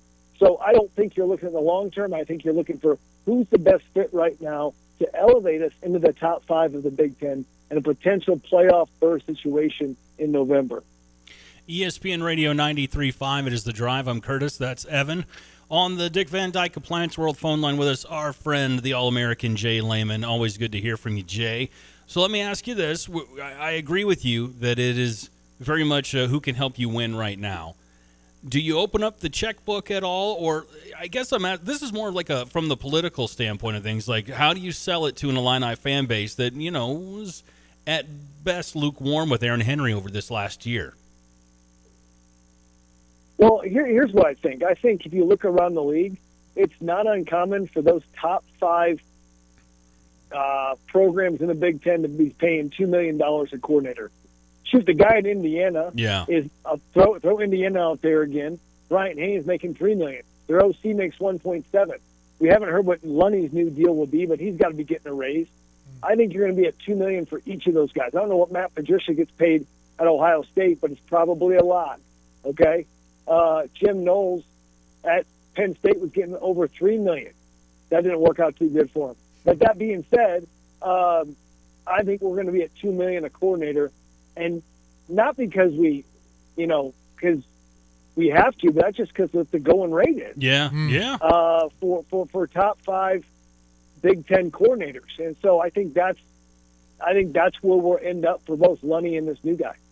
Let's real quick, because I've seen a lot of people asking this question or wondering, and I've got some thoughts, but just wanted to hear from you. What about the timing on all of this? You get through the playoffs, you get through the transfer portal. It feels for some people kind of late to be doing this. What do you think of the timing of how this all went down?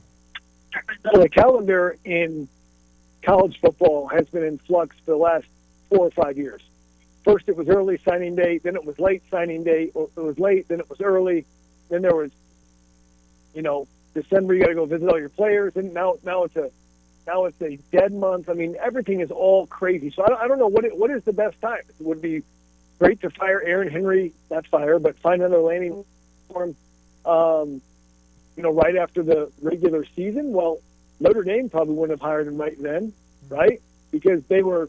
Well, Notre Dame probably would have because they weren't in the playoffs, but, other teams like that, but that's simple. Do you fire him right after the bowl game or find somebody else right after the bowl game and lose potential portal recruits?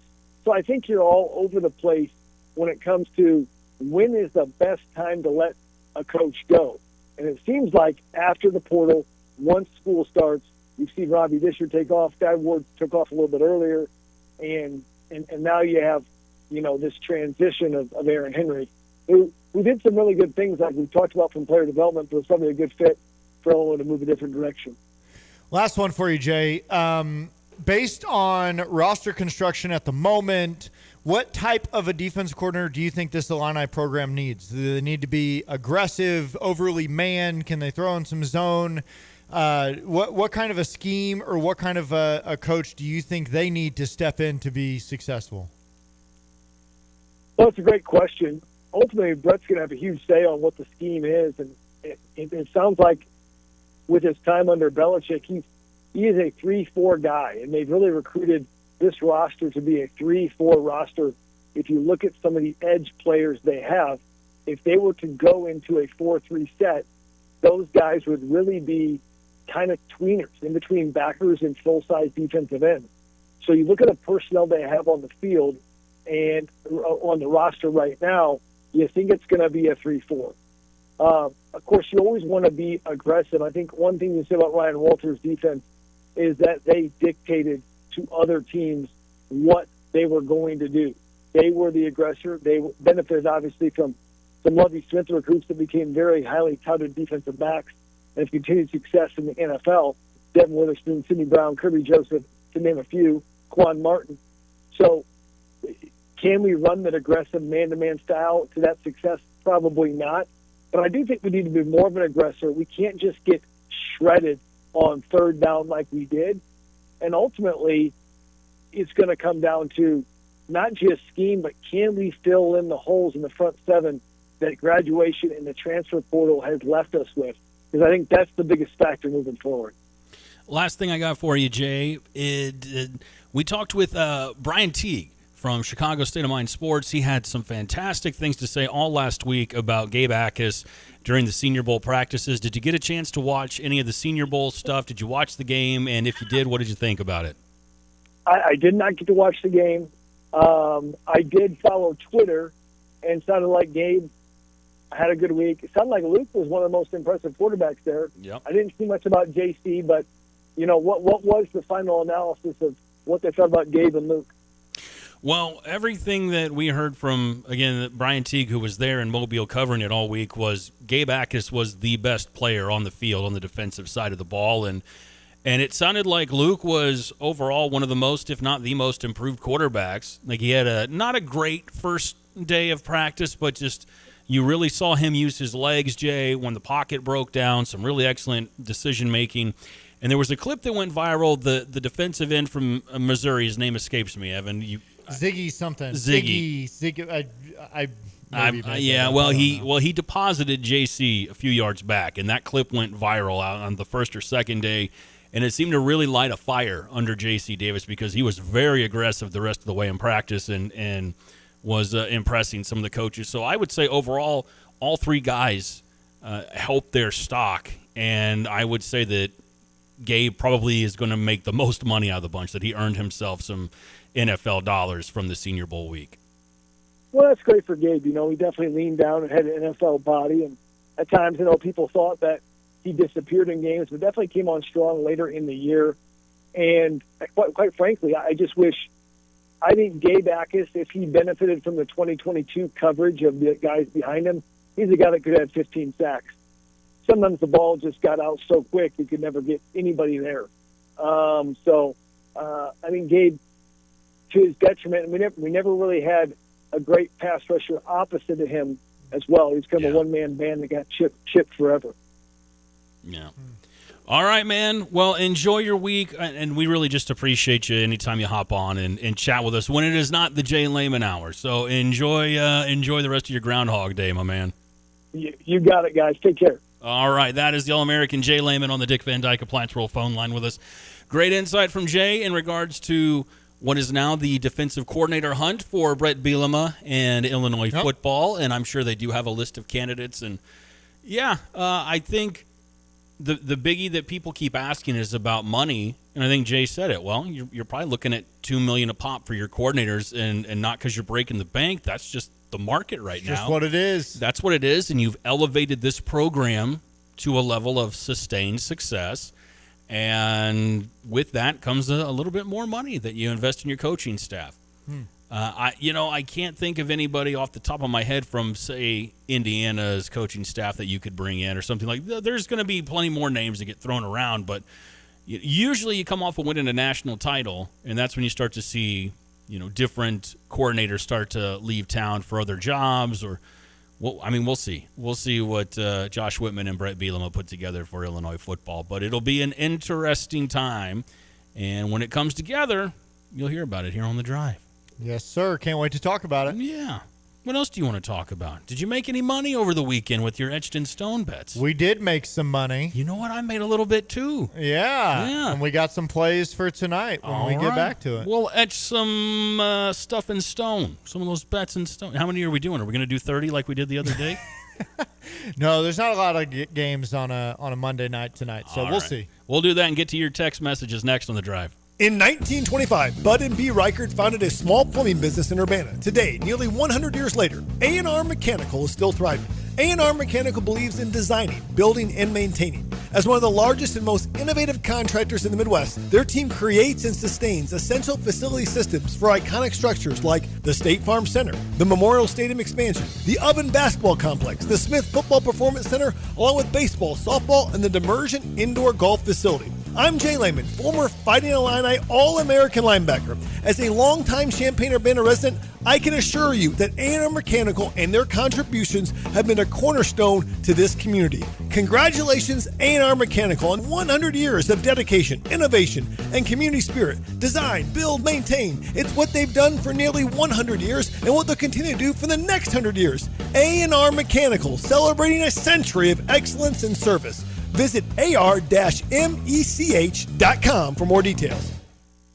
The St. Joseph Ogden FFA auction will be held on Saturday, February 7th. Doors open at 4:30 at the high school. With the dinner and silent auction starting at 5 and live auction starting at 6, no tickets are needed. Everyone in the community is welcome. Our auction includes a full selection of live and silent auction items, giving everyone plenty of opportunities to participate and support the event. Whether you're looking for tools, gift baskets, local gift certificates, or one-of-a-kind items, you'll find a wide variety of choices that make the evening fun for all ages. The funds we raise directly support valuable leadership opportunities for our members, including participation in state and national FFA conventions, providing supervised agricultural experience grants, and offering college scholarships. This auction isn't just an important fundraiser for our chapter. It's also a great chance to come together and enjoy an evening with our community. For more auction details, visit our Facebook page, St. Joseph Ogden FFA. We appreciate your support and we look forward to seeing you on Saturday, February 7th. Got a plumbing, heating, cooling, electrical, or sewer problem? Look no further than Fred's Plumbing, Heating, Air Conditioning, and Electric. Locally owned and trusted, Fred's team of professionals is ready to tackle projects both big and small. Why waste time and money on complicated DIY fixes? Fred's experienced team will get the job done right, saving you time, stress, and cash. And when it comes to sewer problems, make sure you call Fred's for a second opinion you can trust. At Fred's, they do it all. No project too big, no project too small. They do installation, repairs, replacement, and maintenance, and they now offer service agreements. For reliable service, professional expertise, and solutions that work, call Fred's Plumbing, Heating, Air Conditioning, and Electric today, 217-586-3863, or go to fredscu.com. You can always trust Fred's. Hi, I'm Tyler Weaver, president of Carpet Weavers Flooring and Furniture Gallery. It's time to come home to Carpet Weavers. We don't want you to just like your new floors. We want you to love them. From waterproof floors and carpet to furnitures and design advice, we've got a team of experts on your side. We'll get you the best price and the best quality products. And complete your home with furniture and accessories. Buy it all with free financing too. Come home to Carpet Weavers, where floors, furniture, and family meet. Within the cities we call home, Busey Bank is more than a name. It's a commitment to your dreams. With Busey, trusted guidance is tailored to empower you every step of the way. Whether it's seamlessly managing your finances or planning for your future, Busey is dedicated to your financial success. Busey Bank, building business, growing wealth since 1868. Member FDIC. The Drive with Curtis Allen and Evan Stone on ESPN 93.5. Let's make that money, baby. Put some dollar bills in our pockets. ESPN Radio 93.5. It is The Drive. I'm Curtis. That is Evan. It is time for Etched in Stone Yep. Yes. And how do we do over the weekend? Over the weekend, we did Friday night and Saturday. We went 4-2. Yo, baby. So we're rolling. Easiest bet of the weekend is we took UConn -6.5 at Creighton. Mm-hmm. And they won by like 35. 30-some, yeah. I did see that over the weekend, yeah. Not close. And then our boys, Citadel, boy, they have covered something like 7 or 8 in a row, and so we'll just keep riding them. You know who went over? Who went Denver. over? Denver went over. Denver always goes over. Another victory for us. You know who did not cover, though, sad weekend? Mercer. Yeah. Didn't cover. Oh, I said Mercer. It's Mercer, yeah. It is Mercer, but I thought you were joking. Side note, episode of The Pit, somebody has MRSA. And I was like, oh, that reminded me of Etched in Stone. Continue, is that sir. doctor show? Yeah, it's a great show. Yeah. Hey, is anybody, I'm going to throw this out. This is off topic, but whatever. It's my fault. I'm going to throw this out to the listeners. Has anybody watched The Rip yet? I haven't watched that. I haven't watched The Rip yet. No, it's is it a Netflix movie? It's Ben Affleck and Matt Damon, and they're cops, and I don't know. I want to see. Okay. Anyway, so if you did see that, let me know. I'm just going to use our text line as a personal sounding board. Yeah, to see what's going on. Okay, we only got a couple of plays tonight. There's not a whole lot of action. You get a lot of Southland, SoCon action on Monday nights with a couple big games here or there. But here's where we're going to start: New Orleans and East Texas A&M, because that's where one goes. Oh my goodness. Okay. Have you ever been to East Texas A&M? Not on purpose. No. All right. Well, New Orleans is they're 14-8 at hitting the over. So that's not bad. More often than not, they go over. It's a low number tonight, so the total is 149.5. I'm going to go over New Orleans, East Texas A&M, over 149.5, Etched in Stone. There it is. There's one.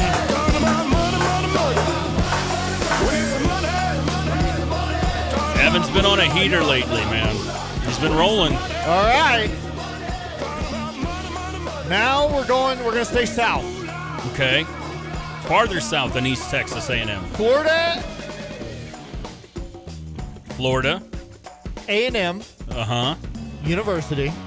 My brain froze there for a second. I was like, Florida, Atlanta. No, not. FAMU. They got a great band. Shamu. That's the whale. Is there it we still go. Alive? Yeah. No, probably not. No, probably not. Okay. They're playing Alabama State. All right. Alabama State is your third favorite team. You told me off the air. I did say that once. FAMU is they're 5-12 under. So of 17 games, they've gone under 12 of them. Right now, the number is at 140.5. I'm going to take FAMU, Alabama State under 140.5. Etched in Stone. We need money. Bourbon was involved when I said they were my third favorite team, by the way. Just a little bit of it. Okay. Southern Illinois? Nope, just Southern. Oh, just Southern University. Yeah, we played them. Yeah, oh yeah. We played them here. I remember that now. Yes. Southern what state? I don't know. I don't know, but we played them. The whole country. Were they the Sharks? What was their nickname? No, that's Long Island. Oh, that's Long Island were the Sharks. Southern's just Southern, baby. The Southern Suns. Southern. They're going to Jackson State. Which, guess what? We played them too. We did. This is a high-flying, intense matchup. Southern at 8-13, Jackson State at 6-15. It's going to be an intense game. Southern is -5.5. Wait. Give me Southern to cover -5.5. Etched in Stone. What were their records again? Not good. It was terrible against very bad, but we're gonna lay some money, baby. So we're gonna go with really bad to beat terrible. I'm in. What other crap is going on tonight? Okay, 2 games of the night to be complete. All right, if we're going to be serious here. Kansas does go to Texas Tech. Yeah, they do. No, that should be a good one. Texas Tech coming off of they didn't cover for us. No, they did not. Coming off of a loss at UCF. Kansas seems to really kind of figured something out. They've been playing really well. Texas Tech is a 4.5 favorite at home. They play really well at home. The over-under is 155.5. Here's the thing. This is not, when you look at the Big 12, you think about Big 12, especially football-wise, points. Mm-hmm. Big 12 basketball-wise, not so much. Not so much. So when you look at the year, Texas Tech is 11-10 at hitting the over. So they hit the over 54% of the time. Kansas, 7-14 at hitting the under. They hit the under 67% of the time. I'm going to go Kansas, Texas Tech, both teams. Let's go under 155.5, Etched in stone. You were flirting with disaster there for a second. I almost went after it. You were chasing it, weren't you? Yeah, I decided to stick with the trend. We don't chase. Okay, last one. All right, last one. Let's roll. 1, 2, 3, 4. Last one. All right. Ready? I'm ready, baby. This one, this is just for my heart. I have no idea what's going to happen here. Oh? We got McNeese going to Stephen F. Austin.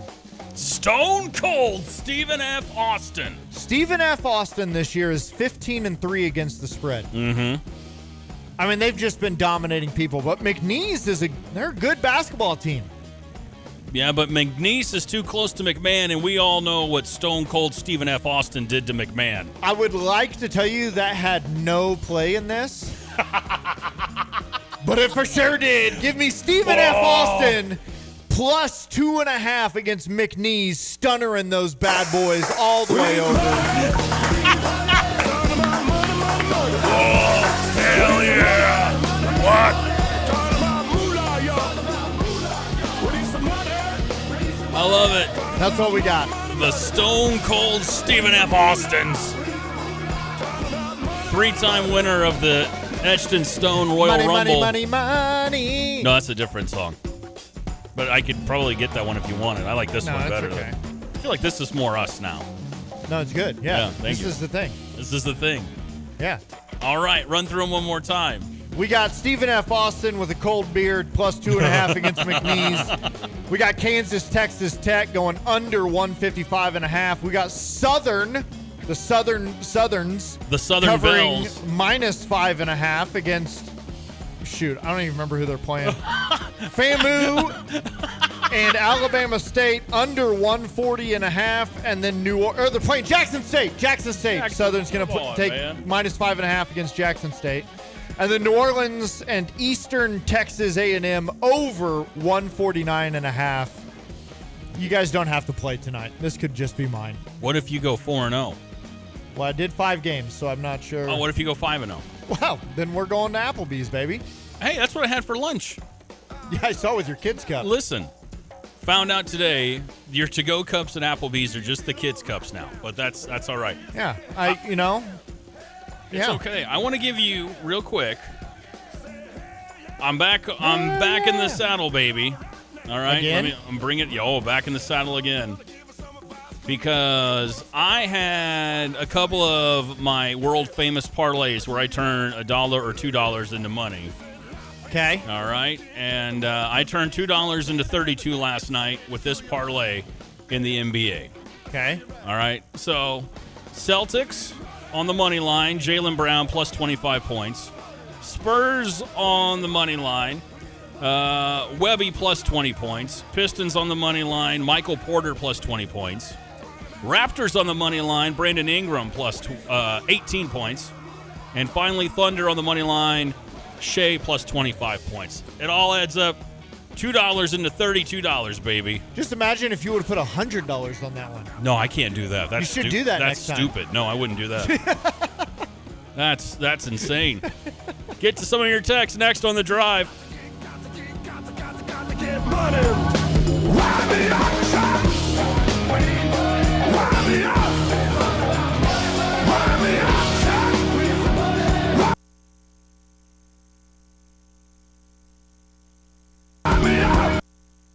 Ellen Hook, let's talk giving back to the community with the Hope to Dream. Ashley's organization that started about 10 years ago, and the program donates mattresses to kids that don't have a bed to sleep on. And so at Ashley, when you purchase any mattress from our store, we find and take requests for kids that don't have a bed to sleep on. They could be sleeping on the floor, they could be sleeping 3 to a bed, or something tragic happened in their lives, but kids need sleep to function at school and live their lives. And so we give a mattress, we give a bed, the foundation, the sheets, the protector, the pillows, the comforter, and all that, and we deliver it to the kids' home. Kids like going to furniture stores. We have balloons for kids when they come in. We have these fun little purple mattress squishies that we hand out to kids, but we do like to keep the kids busy so that the parents can shop and have a great time. They love getting on the furniture. And the location? 602 West Anthony Drive. We are IL Home Stores online. We're on Facebook, Instagram, and our website is ashley.com.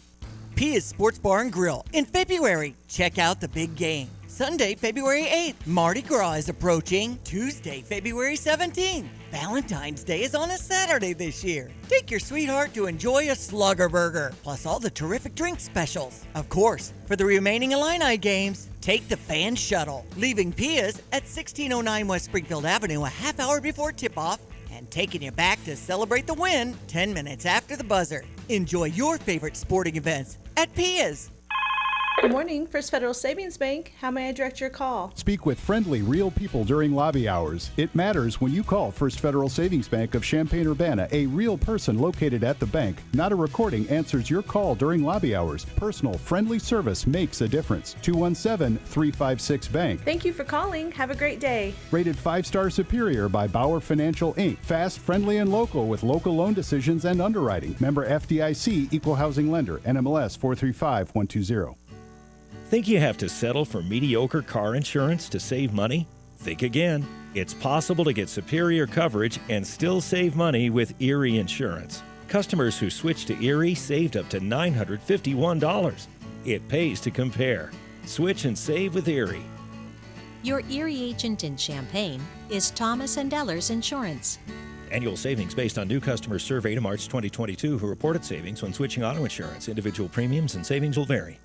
Football season has kicked in, and you can bet like a pro with the world's largest sports book at your fingertips. Circus Sports Illinois. It's sports betting the way it should be, with high app limits, low holds, exceptional customer service, and no bet fees ever. Other books may charge you just to get on the field, but with Circus Sports, every play is yours to call. Start betting like a pro from anywhere, anytime in Illinois. Download your new bookie today at circusports.com. Must be 21 or older. Gambling problem? Call 1-800-GAMBLER.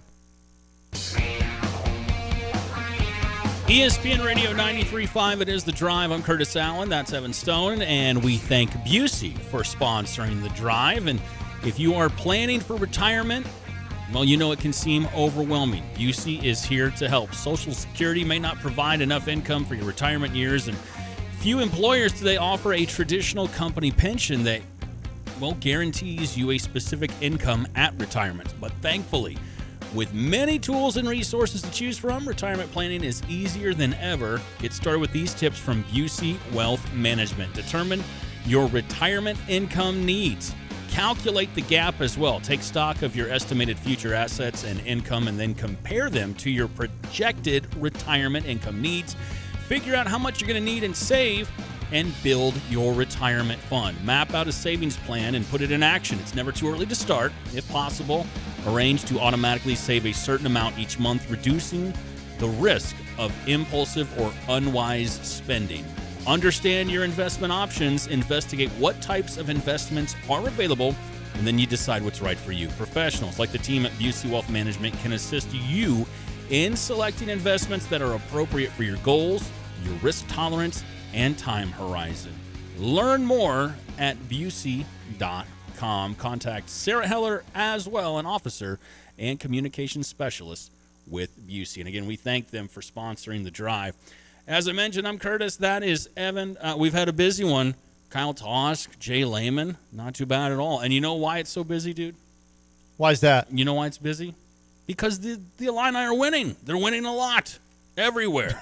So all we're going to do is win. That's so much winning. Let's check out some of those Illini headlines here.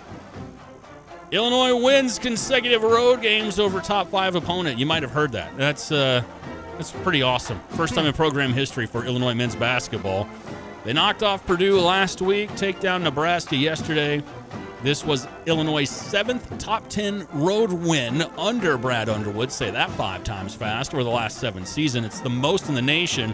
The Illini improving to 19-3, the team's best start since opening, 20-2 in 05-06. Some other headlines for you. Illini men's basketball wasn't the only Illinois basketball team that got some work done yesterday. Sarah Parchment and Barry Wallace both dropped 20-plus points as the women's squad takes down number 25 Washington 75-66 on the road. And leading by as many as 14 against the ranked Huskies, Illinois ultimately led for the final 27 minutes en route to its second-ranked victory of the year and the 8th with fourth-year head coach Shauna Green. Some other notes for you. The number 1 women's and number 9 men's track and field teams completed the Razorback Invitational over the weekend from the Randall Tyson Track Center. Xavier Wolf, Katharina Grayman, Jackson Gilbert, and Grace Combetto all recorded new top 10 marks in program history. Pole vaulter Cody Johnston and high jumper Rose Yebo each set Big Ten and school records for their respective events. I'm not even close to being done yet, Evan. A couple more for you. Oh, my goodness. Illinois closed its doubleheader with a 4-1 ranked win over number 15 Duke at the Atkins Tennis Center over the weekend as well. After the visitors won the doubles point, the Illini recorded singles wins at the number 1, 3, 4, and 6 spots to improve to 3-2 and earn their second-ranked victory of the campaign. And I know you'll like this one because you stayed up late the other night. The number 12 Illinois wrestling team defeated number 24 Indiana 27-7 on Friday night at Huff Hall. The Illini won 8 of 10 bouts to win their 10th duel of the season. It all adds up to a whole ton of winning for Illinois athletics. So a lot of winning. You know, if you're Josh Whitman, you go ahead and just kind of give yourself a little pat on the back, man, because that's a pretty good weekend for your athletic department. Here's what I want people to understand and to realize. And Big Def just texted in too. Finally, jeez, where you been, Big Def? Jeez. Well, he said something about just got off work and just clocked off. You're late, bud. I know you're late. He's a pilot and he works. He's probably at the Grammys. You know, I bet that's where he was last night. Oh man, he was the drummer with Gaga's band last night. Wish he would show up on time. I just need better effort, Big Def. You and Anonymous Randy are just late. He said, "What an overall Illini weekend, and it still hasn't sunk in." Yeah. The stretch this basketball team has gone on. Man, I wish I wouldn't have driven out to Western PA yesterday and given Puxatawny Phil a shot of the moonshine that made my uncle go blind. Well, you know, it could have done that. But what an overall Illini weekend. But really, just in general, what a time to be an Illini fan. Yeah. It's easy. You know, there's the meme from The Office of Andy, and he's like, I wish somebody would tell us when it's the good times or whatever. Yeah. It's now. That's pretty good, man. Do you know how many times in history the Illini have been ranked in the top 5 in basketball in the same year that Illini football won 9 games? 4 times in Illini history has it happened. Yeah. That's if you are a fan of Illinois athletics, you got to be feeling good right now, man. You have to be, right? 4 times in the history of Illini athletics. Over 100 years have you had a football team that has won 9 games and a basketball team that has been ranked in the top 5, and we're sitting in it right now. I mean, you'd say, Josh Whitman, just give yourself a pat on the back. I mean, this is such an incredible time to watch our Illini basketball team go to these supposed great Big Ten arenas. Supposed, he says. And just beat them down in the same calendar year that they went. Give them a heater. I guess technically not calendar year, but close. When they went and beat an SEC team in a bowl game 2 years in a row. Yeah. These are the times that we live in, and we want more. We want more. And I love the question. And Matt and Sydney said, I don't know. I'm finally going to let myself do it. Why can't this team go win a national championship? Well, I mean, we talked about that with the great one earlier. And if you missed that, Kyle Tosk on the way in the next 25 minutes to join us and talk about Illinois beating Nebraska yesterday. And that was the question. I posed this on social media, and I posed it to Kyle. Is it okay for Illini fans, if you're a fan of Illini basketball, is it okay to believe now? It's a dangerous team, man. I said last week, here's the thing. We were making our predictions. Mm-hmm. Do I think this team's going to go undefeated? Are they going to win out? Are they going to, no, probably not. There's another loss coming somewhere, but it's not going to be this weekend. They're going to win this weekend. And that's college basketball too, yeah. But now, why not? Why not? Why not just win out? Why not get Kylan back and become a physical team where you can just show up week in, week out? You got Keaton dropping bombs from half court. You got Andre dropping dimes. You got Tommy behind his back, over his head, ping-ponging, pickleballing passes out to ping pong out to that hippie Jake Davis standing in the corner, bombing threes. Why can't this team run the table, run Chicago, go to St. Louis, Chicago, Indianapolis, and win the first national championship in Illinois basketball history in the normal college basketball era? Why not? We watch teams do this every year. Why not us? Why not us? Why not? Gary in West Union, was it over when the Germans bombed Pearl Harbor? Hell no.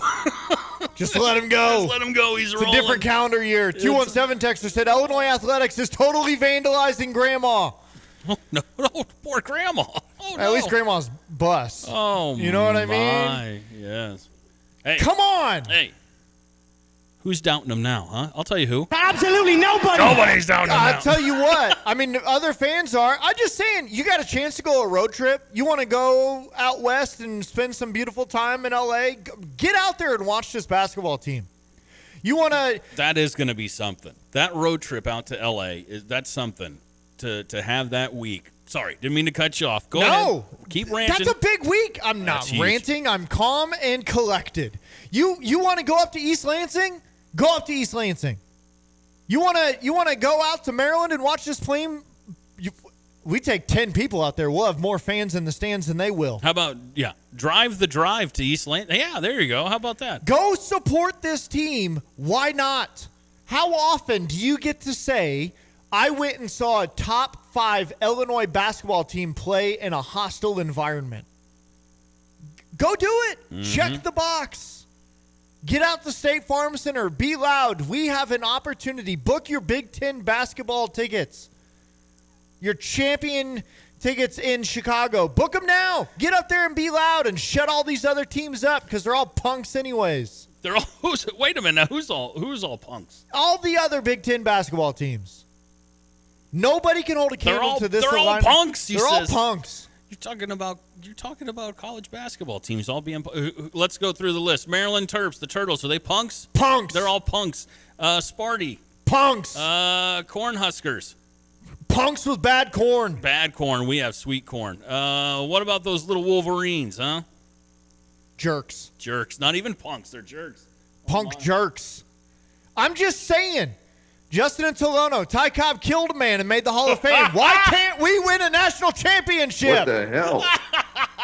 Doug and Sydney, I believe. Come on. I don't understand why we have to keep thinking that, like, oh, man, it'd be nice to get a top seed and then make a little run in the tournament. No, let's go win a championship. You know what I would give to watch Andre Stojakovic handing his dad, Peja, in the stands, a title trophy? You know what I would give to watch Keaton Wagler and his flowing hair and his baby face holding up the confetti strains and cutting the net down? You know what I would do to watch this team raise a banner at State Farm Center and say, we are national champs? What would you do? I would draft Ty Cobb 5 times in a row. Some inspiring music here. How many times would you draft Ty Cobb? 5 times in a row. That's 5 people that are going to die in Detroit if you do that. I want you to know. Seems like a weekend. Here's the thing. I'm ready for this team to make their run. And it all starts on Wednesday night. Oh, boy. With this Northwestern team, the Baby Kittens, coming to town. Oh, the Baby Kittens. And I am so ready for this Illini basketball team to just get out there and turn up. And to have their fans behind them and say, you know what? I'm done thinking about when's that other shoe going to drop. I'm done thinking about, well, maybe we could do this or that. Let's go win some freaking basketball games. As they said all week, rob the bank, baby. Keep it going.